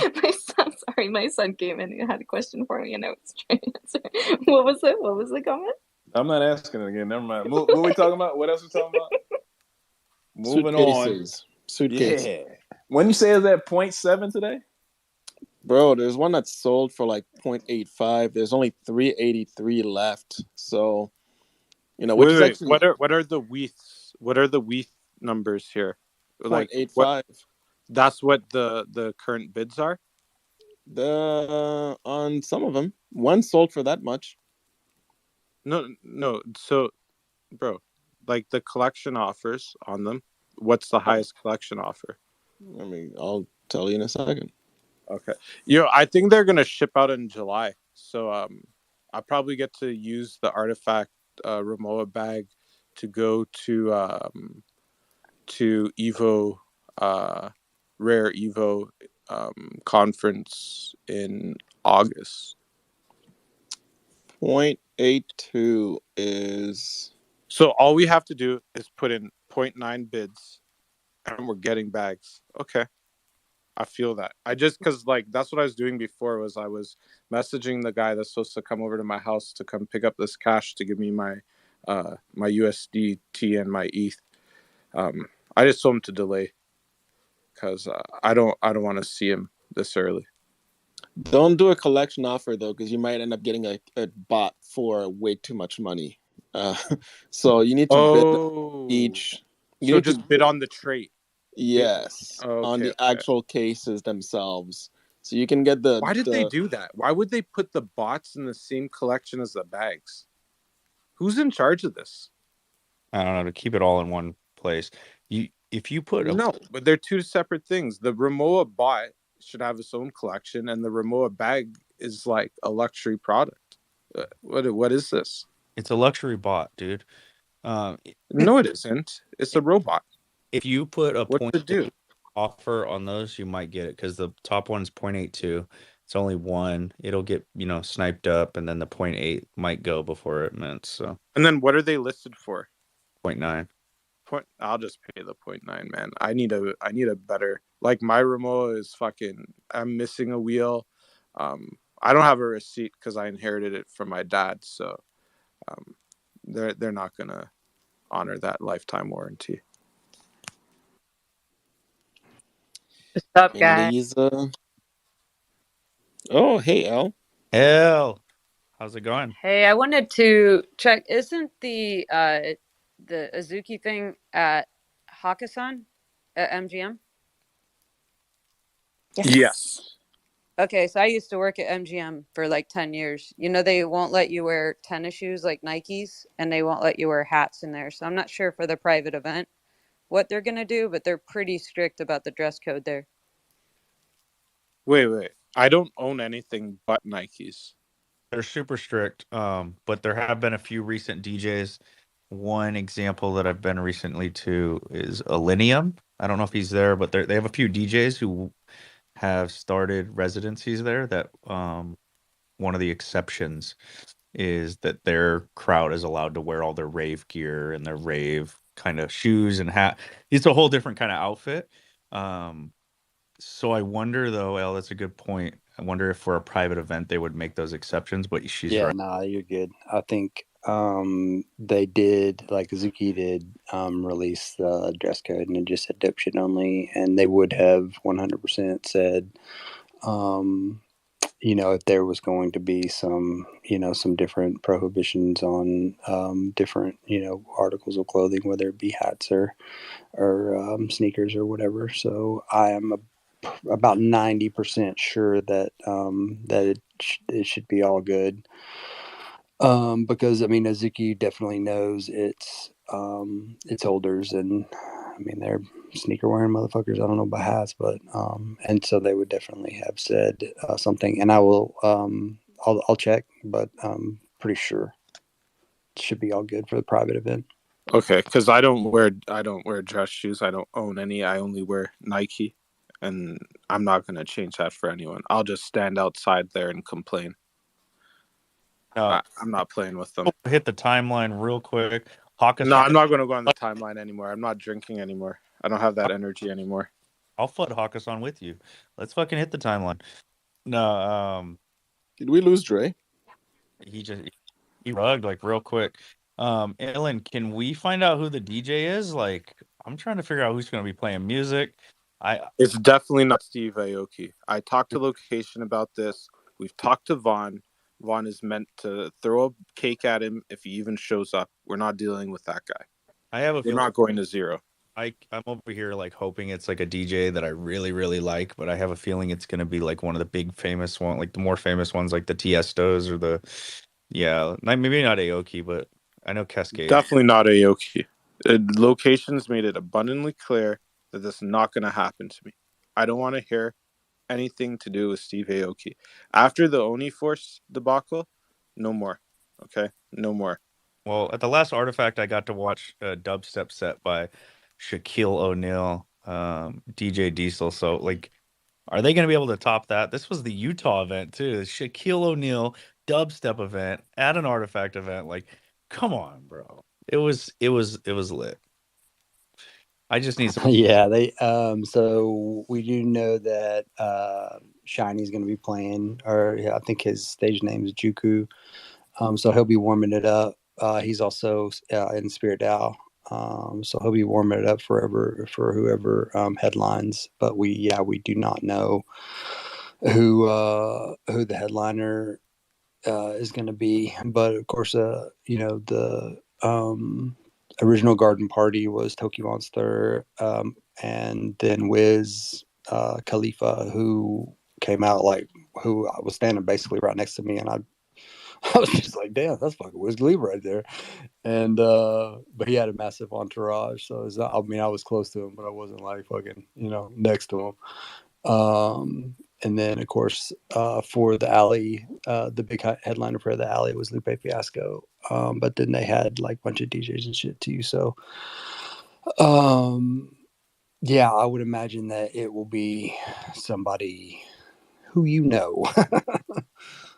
I bet it'll be one of the bigger names. There's a lot of really, really dope resident DJs in Vegas that are always there, and then Hakkasan itself has some absolute powerhouse DJs. So it'll be lit, dude. It's I've been to Hakkasan a few times. DKB, what's up, bro? Welcome. Oh, what's up, guys? No, I was just I heard you guys talking about the Azuki event. I'm super excited for it, man. I think it's cool that a bunch of CloneX people are going to be there, man. That's dope. Fair warning though, it sounded like Kuro's kind of upset with like Steve Aoki. I kind of have like long hair and like facial hair. I kind of look like Steve Aoki at times. We're going to be in Hakkasan. It might be a little dark. I just want to make sure I don't get beat up or anything. Oh, you don't got to worry about me, man. You got to worry about Vaughn. Vaughn's here to protect the garden, bro. He's not having any of that either. I told him I got his back. No matter what, I'll carry the cake if I have to. I'll even go buy a few. I don't know if they're going to let me in with cake, but if that guy comes, he's getting cake. None of us are. I'll tell you that much. I like put my hair up and like try to look as much like not Steve Aoki as possible, so Vaughn doesn't beat me up at least. Yeah, I wouldn't want to fight Vaughn. I'll tell you that much. Hell nah, bro. I seen that dude doing power cleans, bro. Overhead presses, straight from the ground to the sky, overhead. Like I'm not. You can everybody bags on CrossFitters, dude, but you don't want to fight a CrossFitter. I'll tell you that right now. These guys got stamina. Nah, man, I don't know who's gonna DJ. DKB, if you're DJing, shout out you, Steve Aoki looking. If they need a opener DJ like early, way before anybody shows up, let me know. I could be like a I'll take care of the proxy. 10 That's people. the best I can do. I could be like I could be a stand-in, but there has to be like a pre-played like yeah, there has to be like a playlist that I could just play, dude. I'm not. Otherwise, I don't fucking know what I'm doing, man. Just from far away. That looks like Steve Aoki. No, that's for sure Steve. He's got the hair. He's got the facial hair. Like, let's fucking go. Hey, you see Vaughn in the back. Hey, let's get this fucking guy out of here, man. Steve Aoki. He's clearly a Steve Aoki fan. You told location what you look like, right? So he doesn't think you're Steve Aoki, right? Yeah, I'll message the location right now to make sure that he knows that I'm not Steve Aoki. Like I'm doxxed and everything, guys. So please just don't beat me up. I'm not Steve Aoki. Don't worry. We're trying to make sure Steve Aoki doesn't send us to zero here. We don't want him in the clone parties. We don't want him at the Azuki parties. We don't even want him at any NFT parties, to be honest. I don't even know why he's got into NFTs. It's just like bad luck, man. I feel so bad for him, dude. He's super into the space. He's got a great collection. He even posted a photo the other day in a CloneX shirt, but people give him so much shit, man. Like, so much shit. I would be so bummed if I had the curse. Bro, it's just every time he buys something, he says something, and then the free fall occurs. It's like everyone that doesn't like his music, and I don't mind his music. I just don't want him to buy anything that I own, to be honest. Oh, I'm fucking crying, dude. Kuro's so real, bro. It's so funny. Yeah.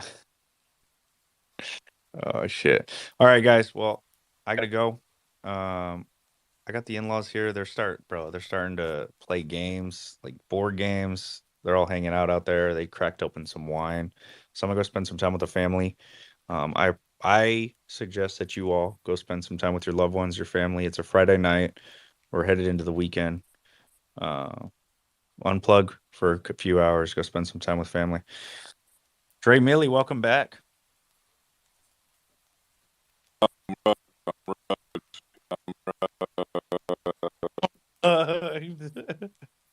Bay Bayron. Ron's rug, dude. I've been solo. I'm on a solo mission tonight. Anya, do you have any kind words to leave us with tonight? Something for a good Friday night. Close. I'm back. Let's fucking go. We got him. I'm back. Yo, you cheese me, dog. All right, have a good one.